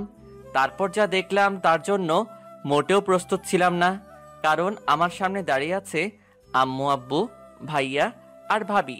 আমি তাদের দেখে একদম থ হয়ে গেলাম। এরা এখানে কিভাবে আসলো? আমি ভয়ে ভয়ে আম্মুর দিকে তাকিয়ে বললাম, আম্মু বিশ্বাস করো, আমরা কিছুই করি নাই। আর আম্মু, আমি এসব করতে চাই নাই। এই জান্নাত আমাকে ব্ল্যাকমেইল করে ওইসব করতে বাধ্য করেছে। আমার এমন হ্যাবলা মার্কা মুখ দেখে সবাই ফিক করে হেসে দিল, আর জান্নাত গিয়ে আম্মুকে জড়িয়ে ধরলো। কি হচ্ছে সব? আমরা সব আগে থেকেই জানতাম রে গাধা, অমন মুখ বানিয়ে আছিস কেন? জানতে মানে? কি জানতে তোমরা? তোর সাথে যে এই বিয়েটা হলো তা আমারই প্ল্যান ছিল। তোকে তোর খালামণির বাড়িতে আসতে বলা আর জান্নাতকে তোকে ব্ল্যাকমেল করছে, সেটাও আমারই প্ল্যান ছিল। কি বলছো এগুলো আম্মু? তোমার প্ল্যান ছিল মানে? তোমরা বললে কি আমি জান্নাতকে বিয়ে করতাম না? আর এগুলো কেন করলে? আমি তো তাই বুঝতে পারছি না। তুই আমাদেরকে ভুল বুঝছিস, আগে কথাটা শোন। ধুর, তুমি থাকো তোমার ভুল বোঝা নিয়ে। আমায় কেউ বিরক্ত করবে না। আমার মাথায় যেন কিছুই খেলছে না। ওখানে আর থাকলাম না, কারণ আমার প্রচন্ড রাগ উঠে গেছে। আর আমার রাগ উঠলে আমি কি করি নিজেও জানি না। আমার থেকে কেন লুকাতে হবে এগুলো? আমাকে বললে আমি কি জান্নাতকে বিয়ে করতাম না নাকি? আমিও তো জান্নাতুলকে ভালোবাসি। আমি যখন সবার সামনে থেকে চলে আসলাম, তখন জান্নাত আমার পিছু পিছু আসতে লাগলো। মা তুই কোথায় যাস? আম্মু দেখলে তো তোমার ছেলে কতটা রেগে গেছে। আমি যাই, তার রাগ আগে ভাঙিয়ে আসি। আর আম্মু, আমি তোমাদের আগেই বলেছিলাম আজিজকে না জানিয়ে এসব করলেও রেগে যাবে। আমি জানি রে মা, আমার ছেলেটা একটু বেশি বদমেজাজি, আর আমরা তো ওর ভালোর জন্যই ওকে কিছু জানাই নেই। আজ যখন জানতে পারবে আমার জন্যই ওর বদমেজাজটা একটু কমেছে, তখন দেখবে সব ঠিক হয়ে যাবে। কিন্তু আম্মু, এখন আমি কি করব? তোর কিছুই করতে হবে না রে মা। 2 ঘন্টা পর আমি রুমে শুয়ে আছি। কে যেন দরজাটা খুলে ভেতরে আসলো। তাকিয়ে দেখি জান্নাত, হাতে খাবারের থালা। আমার কাছে এসে, ওঠো, খেয়ে নিবে। সেই সকাল থেকে এখনো কিছুই খাওনি। কি হলো? আমি কিছু বলছি। আমিও কিন্তু এখনো কিছুই খাইনি। আর আম্মু আমাদের ভালোর জন্যই এগুলো করেছে। আর কেন করেছে শুনবে? ওকে, কথা যখন বলবেই না তাহলে শোনো। সেদিন যখন তোমার সাথে প্রথম ঘুরতে বের হয়েছিলাম আর আমরা একটা রেস্টুরেন্টে গিয়েছিলাম, মনে আছে তোমার? রেস্টুরেন্টে তুমি যখন তোমার মোবাইলটা ফেলে ওয়াশরুমে গেলে, তখনই আম্মু ফোন দেয় তোমায়। আমি প্রথমে ধরতে না চেয়েও ফোনটা ধরি। আমার গলা শুনে আম্মু জিজ্ঞেস করেন আমি কে। তখন আমি আমার আর তোমার বিষয়ে সবকিছু খুলে বলি আম্মুকে। আম্মু তখন বলেন, মারে আমার ছেলেটাকে কিন্তু খুব বদমেজাজি, আর তুই চাইলে আমার ছেলেটার এই স্বভাবটা ঠিক করতে পারিস। কিভাবে? আমার ছেলেটা যখন তোকে মেজাজ দেখাবে, তখন তুই তার থেকে ডাবল মেজাজ দেখাবি। কিন্তু আম্মু। কোনো কিন্তু নয়। তখন থেকে নিজের ইচ্ছা না থাকার পরেও তোমার সাথে খারাপ ব্যবহার করি, তারপর ইগনোরও। জানো, তোমায় যখন এড়িয়ে চলতাম তখন আমার কতটা কষ্ট হতো। তারপর যখন দেখলাম আম্মুর কথাটা অনেক কাজে দিতেছে, তোমার বদ মেজাজটা ভালো হয়ে যাচ্ছে, তখন আমি আর আম্মু অনেক খুশি হয়েছিলাম। আর তারপর আজ এই দিন। কি হলো? তাও এখন আমার সাথে কথা বলবে না? ও, বুঝতে পেরেছি, তুমি তো এখন আর আমাকে ভালোই বাসো না, তো কথা বলছো না। ঠিক আছে, তুমি যখন আমাকে ভালোবাসো না আর কথাও বলবে না, তাহলে আমিও আর তোমার কাছে পড়ে থাকবো না, এখনই চলে যাব। বলেই জান্নাত যেই পা বাড়াবে অমনি ওর হাতটা ধরে এক টানে আমার বুকের উপর নিয়ে এসে, খুব সাহস হয়েছে না? আমাকে ইগনোর করা হয়েছে এতদিন, এখন আবার আমাকে ছেড়ে চলে যাবে না? খুব বার বেড়েছে তোমার, তাই না? আমাকে না জানিয়ে এক পা বাড়ির বাহিরে বের করলে একদম পা ভেঙে হাতে ধরিয়ে দিব। তুমি তো এখন আমায় ভালোই বাসো না, তাই তো কথা বলছো না আমার সাথে। ঠিক আছে, তোমার আর আমার সাথে কথা বলতে হবে না। আমি আর এখানে পড়ে থাকবো না, চলে যাবো আজই, আর এক্ষুনি। তুই জানিস, তোর সাথে যখন আমি কথা বলতে যেতাম আর তুই আমাকে এড়িয়ে চলতি, তখন আমার কতটা কষ্ট হতো। মনে হতো নিজেকে শেষ করে দেই। কিন্তু যখন আম্মু আব্বু ভাইয়ার কথা মনে হতো, তখন আর কিছুই করতে পারতাম না। আবার মনে হতো তুই যদি আবার আমার কাছে ফিরে আছিস আর আমাকে যদি না পাস, তখন তো তুই কষ্ট পাবি। আমি যে তোকে কষ্ট দিতে পারতাম না রে পাগলি। আমি যে তোকে অনেক ভালোবাসি রে। কেমনে থাকতাম তোকে ছাড়া বল? কথাগুলো বলে জান্নাতের দিকে তাকিয়ে দেখি মেয়েটা আমার বুকের মধ্যে মুখ লুকিয়ে কান্না করছে। একটু বেশি বলে ফেললাম নাকি? তাই আবার মজা করে বললাম, তুমি আমাকে ছেড়ে চলে যাবে তাই না জান্নাত? ওকে যাও, তোমাকে ছাড়া তো 3টা মাস থেকেই আসি, আর বাকি জীবনটা না হয় তোমার স্মৃতি নিয়েই বেঁচে থাকবো। আর আমারও অভ্যাস হয়ে গেছে তোমাকে ছাড়া থাকতে থাকতে। যাও যাও, তুমি লাগবে না তোমাকে আমার। কথাটা বলতেই জান্নাত আমাকে আরো শক্ত করে জড়িয়ে ধরে হাউমাউ করে কান্না করে দিল। আমাকে তাড়িয়ে দিবে আজিজ? এইবার আমি তোমার থেকে আলাদা হলে মনে হয় আর বাঁচবো না আজিজ। আমি সত্যি সত্যি মরে যাব। তুমি জানো আজিজ, তোমাকে যখন এড়িয়ে চলতাম, ইচ্ছে না থাকা সত্ত্বেও তোমার থেকে যখন দূরে দূরে থাকতাম, তখন আমার কতটা কষ্ট হতো। মনে হতো আমার বুকের মধ্যে থেকে কেউ যেন আমার কলিজাটা বের করে নিচ্ছে। তারপরও তোমার থেকে দূরে থাকতাম তোমার ভালোর জন্য, আমাদের ভালোর জন্য। আমাকে তাড়িয়ে দিও না আজিজ, আমি যে তোমাকে ছাড়া বাঁচবো না।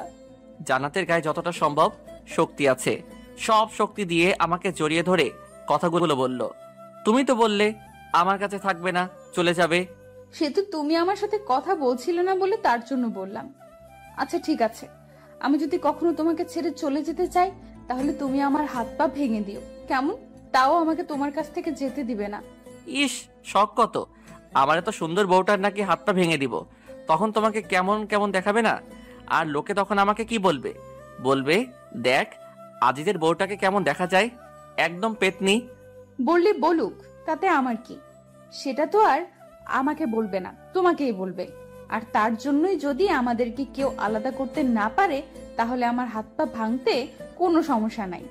আমাদেরকে এমনিতেই কেউ আলাদা করতে পারবে না রে পাগলি, সে শক্তি কারো আছে নাকি আল্লাহ তাআলা বাদে? আর যে আলাদা করতে আসবে আমি তারই হাত পা ভেঙে দিব না? আমিও ভেঙে দিব। ঠিক আছে, দিও। হুম এই বউ, আমার কিন্তু অনেক ক্ষুধা লেগেছে। তোমার জন্য তো খাবার এনে রেখেছি, টেবিলে আছে, খেয়ে নাও। না থাক, খাবো না। খাবে না কেন? এই তো বললে তোমার নাকি অনেক ক্ষুধা লেগেছে। লেগেছে তো। তবে খাবে না কেন? কেউ একজন যদি খাইয়ে দিত তাহলে খাইতাম। তো সেই কেউ একজন তোমাকে না করেছে যে সে খাইয়ে দিবে না? বললেই তো হয় তুমি আমার হাতে খাবে। সেই কেউ একজন কি বোঝে না তারও তার বউয়ের হাতে খেতে ইচ্ছে করে? হয়েছে হয়েছে, আর ন্যাকামি করতে হবে না।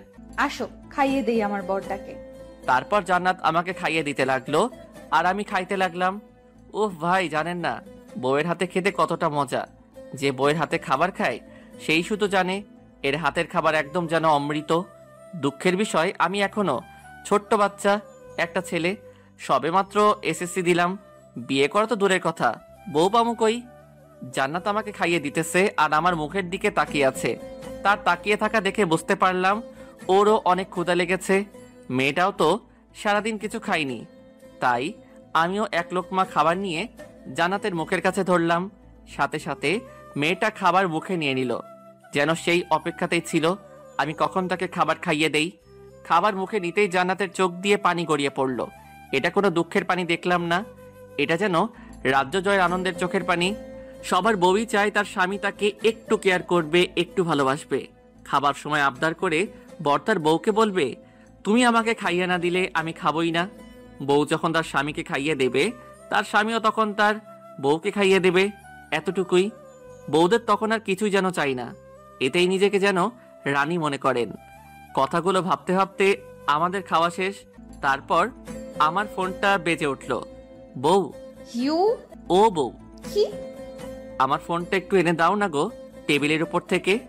পারবো না, নিজেটা নিজেই নিয়ে নাও। থাক, তোমার আনতে হবে না, আমি নিয়ে নেই। ফোনটা হাতে নিয়ে দেখি অচেনা নাম্বার। ধরার পরে, হ্যালো, আসসালামু আলাইকুম, কে বলছেন? ভাইয়া, আমি রাফি বলছিলাম, আপনার কলেজের ছোট ভাই। ও রাফি, ভাই বল। ভাইয়া, আপনাদের তো কালকে ফর্ম ফিল আপের লাস্ট ডেট। ও হ্যাঁ, তাই তো, ধন্যবাদ ভাই, আমার তো মনেই ছিল না। আরে ভাই, ধন্যবাদ দেওয়ার কি আছে, আমি রাখি তাহলে, কাল দেখা হবে। কে ফোন দিয়েছিল গো? রাফি, কলেজের ছোট ভাই। কাল একবার কলেজে যেতে হবে, ফর্ম পূরণ করতে হবে। ও, তাহলে আর দেরি করো না। পরের দিন সকাল 7টা, জান্নাতের কপালে চুমু এঁকে দিয়ে ভার্সিটির উদ্দেশ্যে রওনা দিলাম। কলেজের মধ্যে ঢুকতেই আমার চোখ কপালে উঠে গেল। আমি ভাবতেও পারি নাই কলেজে ঢুকেই প্রথমে এই মেয়েটার সম্মুখীন পড়তে হবে, কারণ আমার সামনে রিয়া দাঁড়িয়ে আছে। আমি রিয়াকে দেখেও না দেখার মতো করে রিয়াকে পাশ কাটিয়ে যেতে লাগলাম। অমনি রিয়া, ওই আজিজ, দাঁড়াও। আমি দাঁড়িয়ে গেলাম আর রিয়া এক প্রকার দৌড়ে আমার কাছে চলে আসলো। কেমন আছো আজিজ? ভালো, তুমি? খুবই ভালো। আচ্ছা আজিজ, শুনলাম তুমি নাকি জান্নাতকে বিয়ে করেছো। কাজটা কি তুমি ঠিক করলে আজিজ? মানে কি বলতে চাচ্ছ তুমি? মানে কিছু না। আচ্ছা আজিজ, একটা কথা বলো তো, জান্নাতের মধ্যে কি এমন পেলে যা আমার কাছে ছিল না? জান্নাত তোমায় কি এমন সুখ দিতেছে যা আমি তোমায় দিতে পারতাম না? আমি কি তোমাকে জান্নাতের থেকে বেশি আমি তোমার সুখ দিতে পারতাম। রিয়া, তুমি একটু বেশি বলে ফেলছো না? বেশি বলিনি আজিজ, তুমি হয়তো জানো না এই কলেজের শুধু স্টুডেন্টরাই আমার জন্য পাগল না, অনেক স্যারও আছে যারা আমার জন্য পাগল, আর আমি শুধুই তোমার জন্য পাগল। ছি রিয়া, তুমি কি সত্যি পাগল হয়ে গেলে নাকি? কি বলো এগুলা? হ্যাঁ হ্যাঁ, আমি পাগল হয়ে গেছি, তোমার জন্য পাগল হয়ে গেছি। আচ্ছা, তুমি চাইলেই পরীক্ষা করে নিতে পারো কার কাছে বেশি সুখ পাও, তুমি আমার কাছে নাকি ওই জান্নাতের কাছে। এসো আমার সাথে, এসো কমন রুমে, তোমাকে দেখিয়ে নিয়ে আসি কে বেশি সুখ দিতে পারে। বলেই রিয়া আমার হাত ধরে টানতে লাগলো। আমি রিয়ার হাতটা ছাড়িয়ে রিয়াকে একটা গালে থাপ্পড় মেরে বললাম, ছি রিয়া, তোমার মন মানসিকতা এতটা নীচ? তোমাকে আমি একটা ভালো মেয়ে মনে করেছিলাম, কিন্তু তুমি আমাকে মারলে আজিজ। তুমি হয়তো জানো না আজিজ, আমি যা চাই তাই পাই, দরকার পড়লে জোর করে আদায় করে নেই, আর যদি তাও না পাই তাহলে কাউকে পেতে দেই না। এমন কমন ডায়লগ সবাই দেয়, আমিও তোমাকে তার ব্যতিক্রম মনে করি না। আমি কি জিনিস তুমি এখনো জানতে পারোনি আজিজ। তুমি কি করতে চাচ্ছ? Wait and see. Oh sorry, তুমি তো বেশিক্ষণ দেখতেও পারবে না। ওই তোরা কোথায়, চলে আয়। সাথে সাথে অনেকগুলা ছেলে এসে আমাকে চারদিক দিয়ে ঘিরে নিল। তাদের সকলের হাতে হকি স্টিক আর স্ট্যাম্প। কয়েকটা ছেলেকে দেখে চিনতে পারলাম ওরা রিয়ার কাজিন হয়। দাঁড়িয়ে দাঁড়িয়ে কি তোরা তামাশা দেখবি নাকি কাজ শুরু কর? হ্যাঁ পু, কাজ শুরু করছি। বলেই আমার পায়ের হাঁটুর গিরাতে একটা বাড়ি মারল। তাল সামলাতে না পেরে মাঠের মধ্যে পড়ে গেলাম। কি হলো, তোরা থামলি কেন? ওর এমন অবস্থা করবি যাতে বুঝতে পারে এই রিয়ার কথা না মানলে কি হয়। তারপর সবাই মিলে আমাকে মারতে লাগলো। ক্যাম্পাসের সবাই আমার দিকে তাকিয়ে আছে, কিন্তু কেউই এগিয়ে আসতে সাহস পাচ্ছে না। আমি যে ব্যথাতে বারবার চিৎকার করে উঠছি, মাগো ও মাগো, কিন্তু আমার চিৎকার সবার কানে পৌঁছালেও কেউ যেন শুনতে পাচ্ছে না। এতক্ষণ আমাকে মারতে দেখছিল কলেজের ছোট ভাই রাফি, তাই রাফি তাড়াতাড়ি করে বুলবুলরে ফোন দেয়। হ্যালো বুলবুল ভাইয়া। হ্যাঁ রাফি বল। রাফি কি হয়েছে, তোর কণ্ঠ এমন শোনা যাচ্ছে কেন? বুলবুল ভাইয়া, আজিজ ভাইয়াকে রিয়া আপুর কলিগরা। আজিজ? কি হয়েছে আজিজের? তুই এখন কোথায়? আর আজিজ কি তোর কাছেই আছে? কি হলো বলছিস না কেন? কলেজ ক্যাম্পাসে। তুই চিন্তা করিস না ভাই, আমি আসছি। তুই রাহাত, সুমন আর আমাদের ক্লাবের সকলকে খবর দে, আমি আসছি। বুলবুল এক প্রকার পাগলের মতো দৌড় দিতে লাগলো। রাফি এদিকে রাহাত, সুমন আর তাদের ক্লাবের সকলকে খবর দিয়ে দেয়। সকলে ছুটে চলে আসে কলেজে। এসে দেখে আজিজ জ্ঞান হারিয়ে মাঠের মধ্যে পড়ে আছে। তবুও রিয়ার কাজিনরা আজিজকে মেরেই যাচ্ছে। বুলবুলদের দেখে রিয়া পালিয়ে যেতে লাগলে তাদের কলেজের আসিয়া নামের একটা মেয়ে রিয়াকে ধরে ফেলে, আর সাথে তার বান্ধবীরাও। এদিকে বুলবুল, সুমন, রাহাত ও তাদের বন্ধুরা রিয়ার কাজিনদের উড়াধুরা মারতে থাকে। কিছুক্ষণ পর পুলিশ চলে আসে সেখানে এবং সবকিছু পর্যবেক্ষণ করে রিয়া ও তার কাজিনদের ধরে নিয়ে যায়। এদিকে জ্ঞান হারিয়ে মাঠের মধ্যে পড়ে আছে আজিজ। তার মাথায় আঘাত করার কারণে মাথা দিয়ে প্রচন্ড পরিমাণে রক্ত বের হচ্ছে। বুলবুলরা তাড়াতাড়ি করে আজিজকে হসপিটালে নিয়ে যায়। তারপর আজিজের বাড়িতে তার ভাবির নাম্বার ফোন করে বুলবুল। হ্যালো, কে বলছেন? ভাবি, আমি বুলবুল, আজিজের বন্ধু। হ্যাঁ, কি হয়েছে? তোমরা কাঁদছো কেন? কে ফোন করেছে রে আপু? বুলবুল। দে দেখি, আমাকে দে ফোনটা। হ্যালো বুলবুল ভাইয়া, কি হয়েছে, কাঁদছেন কেন? জান্নাত, আজিজকে ওরা। আজিজের নাম শুনেই জান্নাতের গলা শুকিয়ে যায়। ভাইয়া, আজিজের কি হয়েছে বলুন প্লিজ, কাঁদবেন না ভাইয়া, বলুন প্লিজ। জান্নাত বুলবুলের কথা শুনে হাতে থেকে ফোনটা পড়ে যায় এবং এক চিৎকার দিয়ে সাথে সাথে ফ্লোরে পড়ে গিয়ে জ্ঞান হারিয়ে ফেলে। জান্নাতের চিৎকার শুনে বাড়ির সবাই একত্রিত হয়ে যায়। জান্নাতুল, এই জান্নাত, কি হলো তোর? কথা বল। বুলবুল ভাই, কি হয়েছে ভাই? কি হলো বৌমা, কথা বলো। সব খুলে বলার পর কেউ আর এক মুহূর্ত দেরি করে না। জান্নাতের অজ্ঞান অবস্থাতেই তাদের সাথে করে হসপিটালে নিয়ে যায়। আজিজকে আইসিইউতে চিকিৎসাই করা হচ্ছে। জান্নাতের জ্ঞানও ফিরে এসেছে। জান্নাত হসপিটালের এক কোণে বসে কান্না করে যাচ্ছে। জান্নাত যেন পাগল হয়ে গেছে, কি করবে কিছুই ভেবে পাচ্ছে না। সবাই অধীর আগ্রহ নিয়ে পাইচারি করে যাচ্ছে, কখন ডাক্তার বের হয়। প্রায় ঘন্টাখানিক পরে ডাক্তার বেরিয়ে আসলো। জান্নাত ডাক্তারকে দেখে দৌড়ে তার সামনে গিয়ে দাঁড়িয়ে পড়ল। জান্নাতের সাথে রাহাত, বুলবুল, সুমন ও আজিজের পরিবারের সবাই ডাক্তারকে ঘিরে নিল। ডাক্তার, আমার বরটা কেমন আছে ডাক্তার? খুব ভালো আছে তো ডাক্তার? আমার বরটার কিছু হয় নাই তো ডাক্তার? বলুন ডাক্তার, বলুন। আসলে আমরা কি আসলে আসলে করছেন? বলুন না ডাক্তার, আমার আজিজের কিছু হয় নাই তো? বলুন। জান্নাত ছোট বাচ্চাদের মতো এমন ভাবে আবদার করছে যেন ডাক্তার মুখে বললেই সবকিছু ঠিক হয়ে যাবে। ডাক্তার বুলবুলের সামনে আসে। ডাক্তার বুলবুলের ছোটবেলার বন্ধু। কি হলো দোষ, কথা বলছিস না কেন? আমরা যথাসাধ্য চেষ্টা করেছি রে দোষ, কিন্তু কিছু করতে পারলাম না। আজিজকে খুব খারাপভাবে মারা হয়েছে। ওর হাত পায়ের শিরায় শিরায় বেশি মারা হয়েছে। আর সব থেকে যেটা খারাপ হয়েছে তা হলো মাথায় বাড়ি মারার কারণে ওর মস্তিষ্কে সজোরে আঘাত এনেছে। তাই আমাদের হাতে আর কিছু নেই রে দোষ। দোষ, আজিজের জ্ঞান কি ফিরেছে?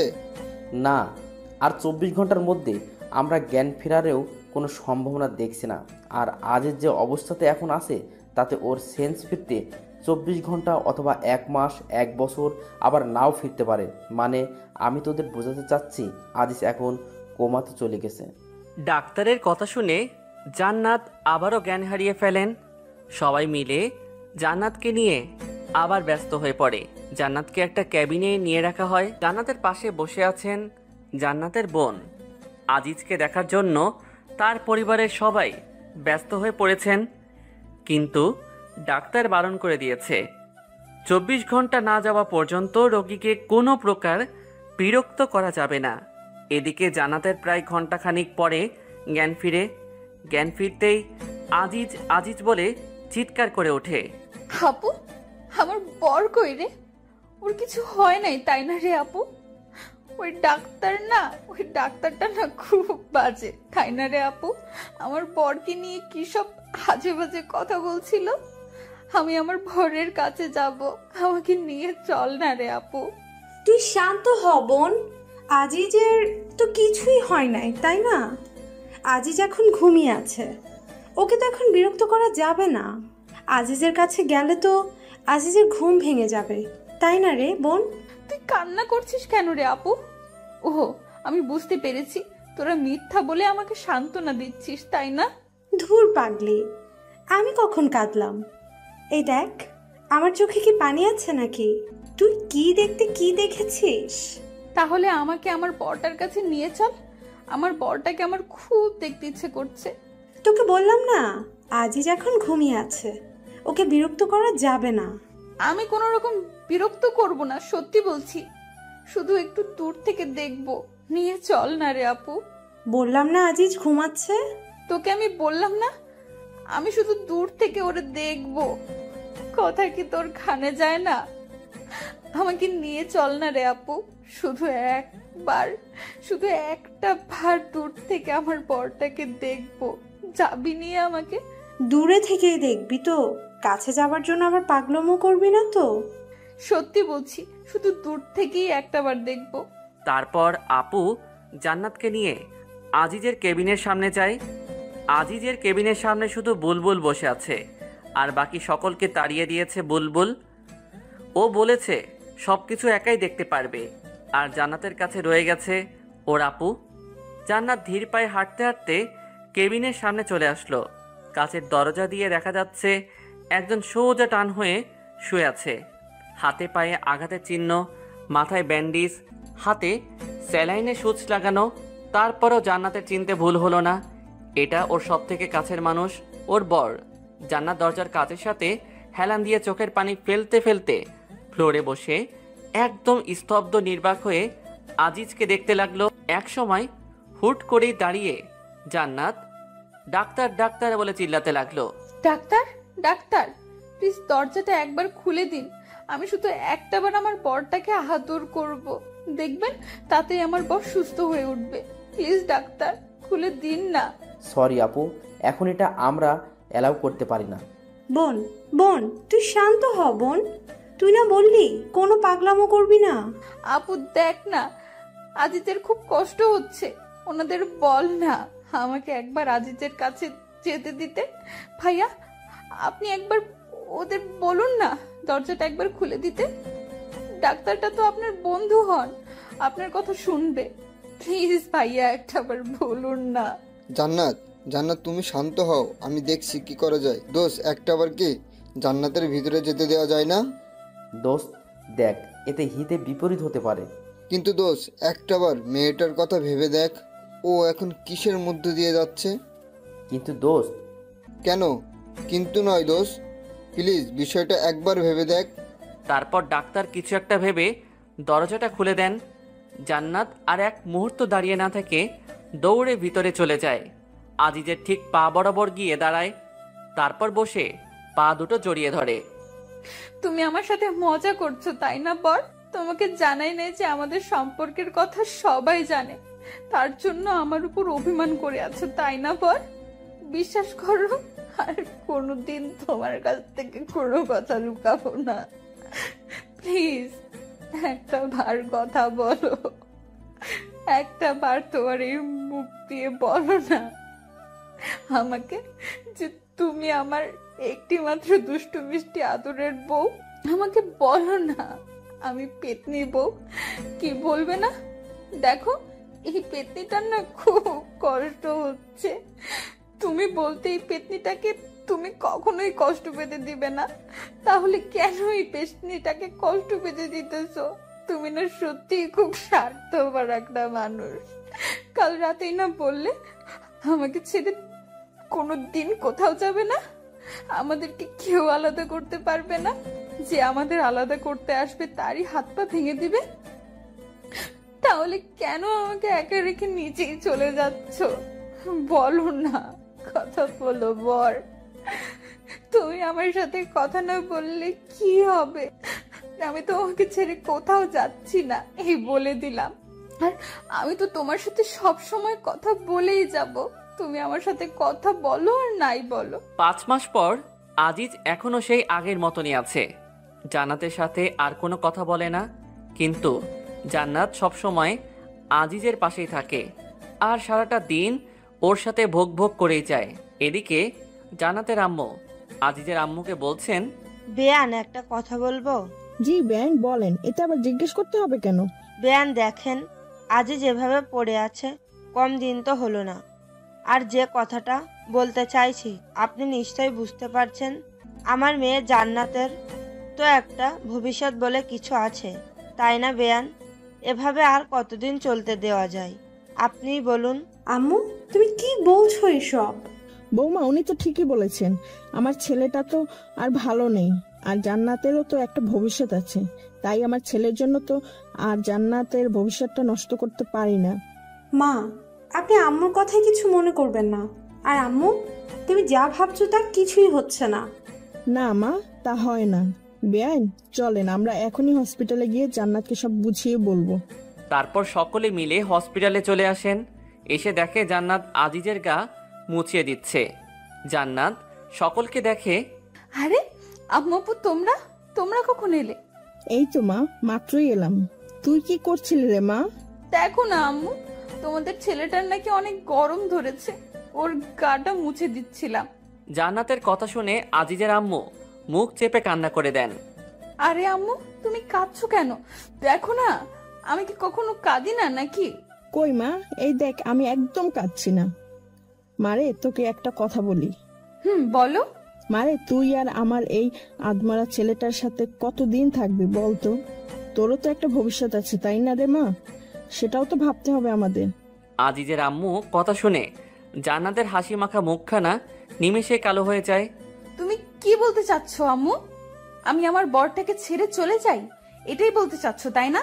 হ্যাঁ রে মা, তুই একদম ঠিক ধরেছিস। আর কতদিন এই মিথ্যা জীবন কাটাবি বল? আম্মু, তোমরা যদি ভেবে থাকো আমার বরের কাছ থেকে আমাকে আলাদা করবে, তাহলে ভুল ভাবছো। কিন্তু মা। কোনো কিন্তু না, তোমরা এখন এখান থেকে যাও তো, আমার ভালো লাগছে না। বিশেষ করে তোমাদেরকে এখানে আমার একদমই সহ্য হচ্ছে না। বের হও প্লিজ। জান্নাত তাদেরকে এক প্রকার ধাক্কাই বের করে দিল। তারপর আজিজের মুখ সামনে মুখ এনে কান্না করতে করতে একটা কথা, এই 5 মাসে জান্নাত একটা দিনও কাঁদে নাই। প্রথম দিন বাদে সে আজিজের সাথে থেকে নিজেকে সুখী মনে করত। আজকে প্রথম কান্না করছে। বর, হাই বর, তুমি ওদের কথা শুনেছো? ওরা তোমার কাছ থেকে আমাকে কেড়ে নিতে চায়, আমাদেরকে আলাদা করে দিতে চায়। তুমি না বলতে আমাদেরকে কেউ আলাদা করতে পারবে না? যে আলাদা করতে আসবে তুমি তার হাত পা ভেঙে দিবে। তাহলে এখন চুপ করে আছো কেন? চলো না, আমরা দুজন মিলে ওদের হাত পা ভেঙে দিব। ওঠো না গো বর, ওঠো। ও, এখন আমি বুঝতে পেরেছি, তুমি তো এখন আর আমাকে ভালোই বাসো না, তাই না? তাই তো কিছু বলছো না, তাই না? ঠিক আছে, তোমার কিছুই করতে হবে না। যে আমাদের আলাদা করতে আসবে আমি একাই তার হাত পা ভেঙে দিব। জান্নাত আজিজের মুখের কাছে মুখ এনে এগুলো বলছে আর কান্না করছে। জান্নাতের চোখের পানি আজিজের মুখে গিয়ে পড়ছে, কিন্তু আজিজ যেমন ঠিক তেমনই আছে। জান্নাতের কথাগুলো যেন সে শুনতেই পাচ্ছে না। একসময় জান্নাত হুট করেই ডাক্তার ডাক্তার বলে চিৎকার করে ওঠে। জান্নাত অনবরত কেঁদে চলেছে। জান্নাতের চোখের পানি তার গাল বেয়ে গড়িয়ে আজিজের মুখের উপর এসে পড়ছে। জান্নাতের চোখের পানি এক ফোঁটা আজিজের চোখের উপর পড়তেই আজিজ চোখ টিপে দিয়ে ওঠে, সাথে হাতটাও হালকা নাড়িয়ে ওঠে। জান্নাতের চোখ আজিজের চোখের দিকে পড়তেই জান্নাতের মুখে হাসি ফুটে ওঠে। হ্যাঁ বর, তুমি তোমার চোখটা মাত্রই নাড়ালে, তাই না? তার মানে তুমি আমার কথা শুনতে পাচ্ছ, তাই না? কি হলো, কথা বলছো না কেন? আমি জানি তো তুমি আমার কান্না একদমই সহ্য করতে পারো না, তাই তো চোখের ইশারা করে আমাকে কান্না করতে বারণ করছো, তাই না বর? ডাক্তার, ডাক্তার, কোথায় আপনারা? প্লিজ তাড়াতাড়ি আসুন ডাক্তার।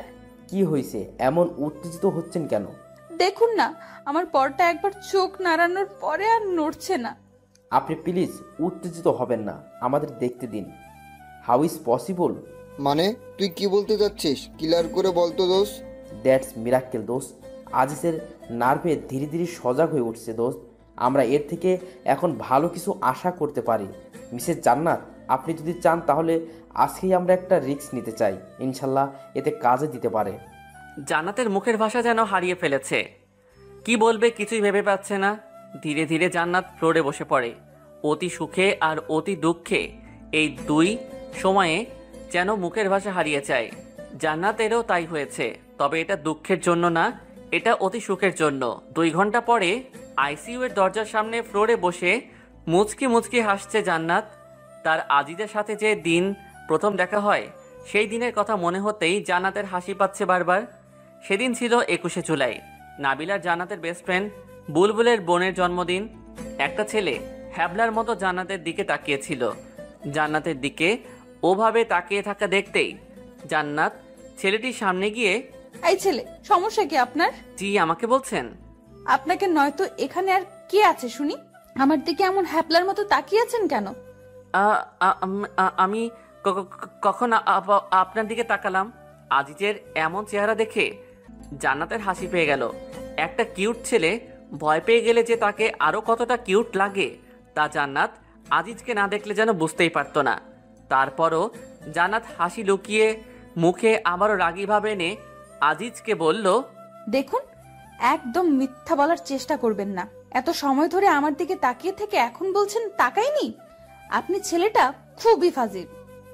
সরি। ও, এখন ধরা পড়ে গেছেন এজন্য সরি বলা হচ্ছে না? মেয়েদের দিকে হ্যাবলার মতো তাকিয়ে থাকতে লজ্জা করে না?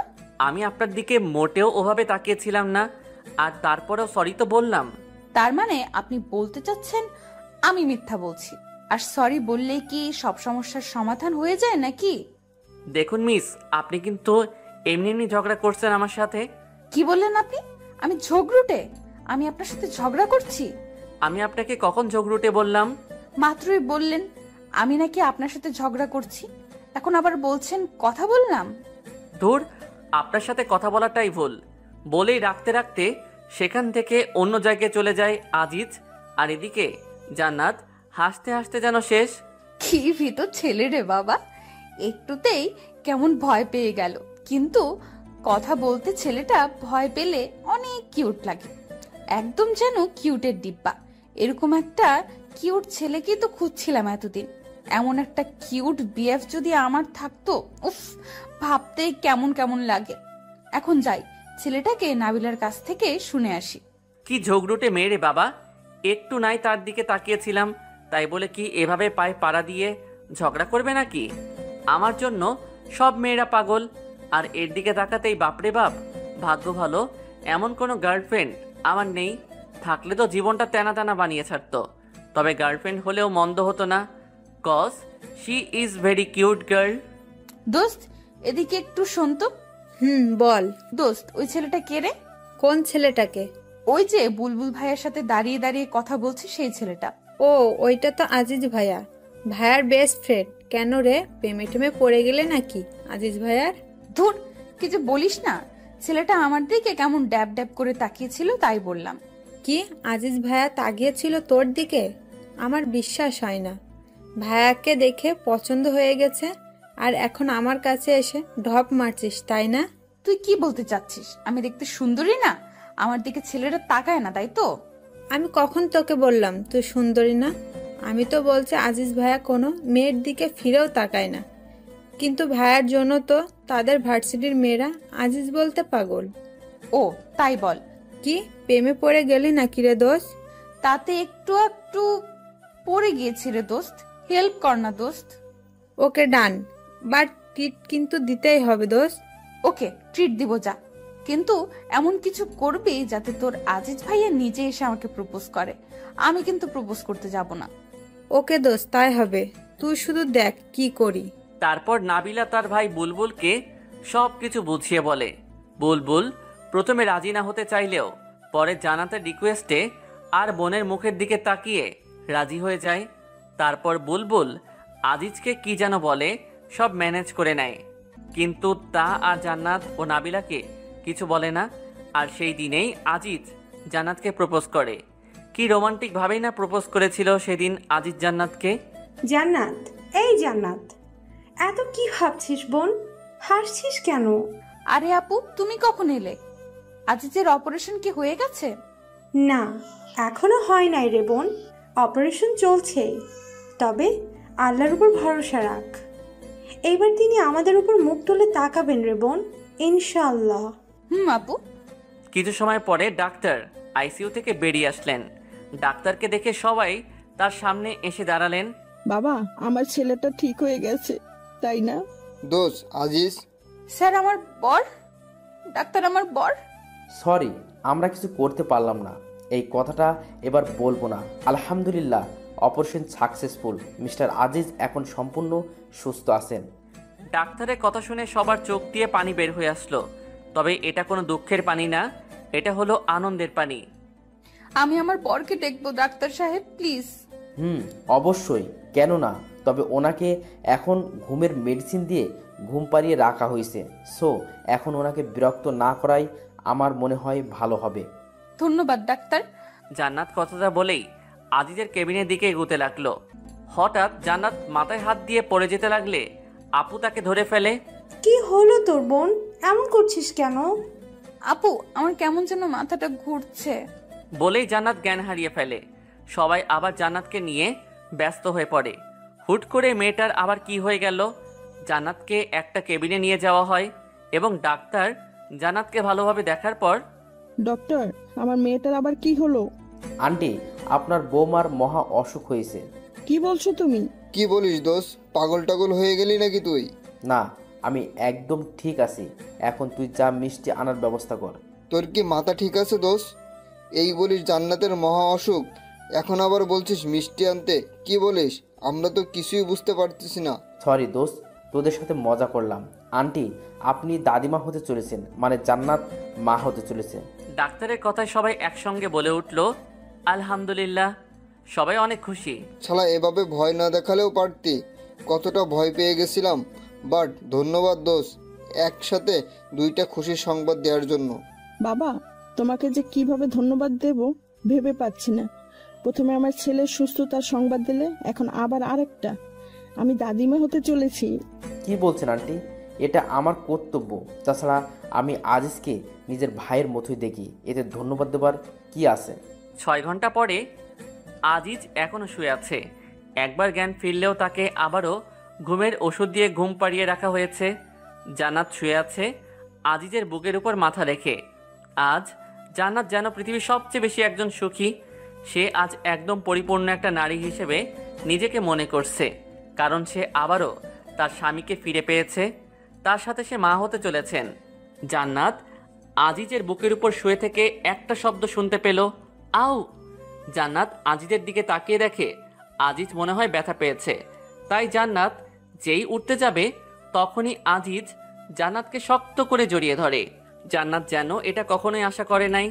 জান্নাত আজিজের দিকে তাকিয়ে দেখে আজিজ জান্নাতের দিকে ছলছল চোখে তাকিয়ে আছে। আমাকে ছেড়ে চলে যাচ্ছ? আজিজের কথা শুনে জান্নাত যেন নিজের কানকে বিশ্বাস করতে পারছে না। তার বর তার সাথে আবার কথা বলছে। জান্নাতের চোখ দিয়ে অনবরত পানি ঝরতে লাগলো। কি হলো বউ, আমার সাথে কথা বলবে না? ঠিক আছে, তুমি যখন আমার সাথে কথাই বলবে না, তাহলে আমি যেমন ছিলাম আবার তেমনই হয়ে যাব। এইবার মেয়েটাকে থামায় কে? আজিজের কথা শুনে জান্নাত আজিজকে শক্ত করে জড়িয়ে ধরে হাউমাউ করে কেঁদে দিল। আমাকে কষ্ট দিয়ে তুমি খুব মজা পাও, তাই না? তোমাকে এভাবে দেখে আমার এতদিন কতটা কষ্ট হয়েছে জানো তুমি? তবু আমি নিজের মনোবল হারাইনি। আমি জানতাম আমার বরটা একদিন ঠিকই সুস্থ হয়ে উঠবে। এই কয়েকদিনে একটা বারের জন্য তোমাকে আমার চোখের আড়াল করিনি। আর একবার আমাকে ছেড়ে যাবার কথা ভাবলে আমি নিজেই তোমার হাত পা ভেঙে দিব, এই বলে রাখলাম। আমার বউটা আমাকে এতটা ভালোবাসে? নিজের থেকেও বেশি। তোমার যদি কিছু হয়ে যেত তাহলে আমি নিজেই চলে যেতাম ওই না ফেরার দেশে। চুপ, একদম চুপ। আমার এই পেতনিটা থাকতে আমার কেউ কি কিছু করতে পারবে নাকি? আর আমি থাকতে আর আমার এই পেতনি বউটাকে কিছুই হতে দেব না রে। খুব বেশি যে ভালোবাসি আমার এই বউটাকে। হয়েছে হয়েছে, আর ন্যাকামি করতে হবে না। এতদিন আমাকে কষ্ট দিয়ে এখন আসছি এনে ভালোবাসা দেখাতে। ছাড়ো তো, আবার ব্যথা পাবে তুমি। না, পাবো না। আমি আমার বউটাকে কতদিন হলো আদর করি না, কিন্তু আজ আর ছাড়ছি না। কিছুক্ষণ চুপ থাকার পরে বর, উহ। আই বর। কি? আই বর, শোনো না। বউ, শুনেছি তো, বলো না। তুমি কি হতে চলেছো জানো? কি হতে চলেছি? তুমি বাবা হতে চলেছো আর আমি মা। কি সত্যি বলছো তুমি? ধুর, মিথ্যা বলতে যাব কেন? আমি বাবা হব? আলহামদুলিল্লাহ। জান্নাত, তুমি আমাকে সব থেকে খুশি সংবাদ দিলে আজ। তো এখন আমার পাওনা আমাকে বুঝিয়ে দাও। কি চাও শুধু বলো। আপাতত এখন তোমার ঠোঁটটা হলেই হবে, আর বাকিগুলো পরে আমি নিজেই আদায় করে নিব। বাধা দিয়েছে কে? তোমার জিনিস তুমি বুঝে নাও। আমার জিনিস আমি নিবই তো। বলেই জান্নাত আমার ঠোঁটটা তার নিজের দখলে করে নিল।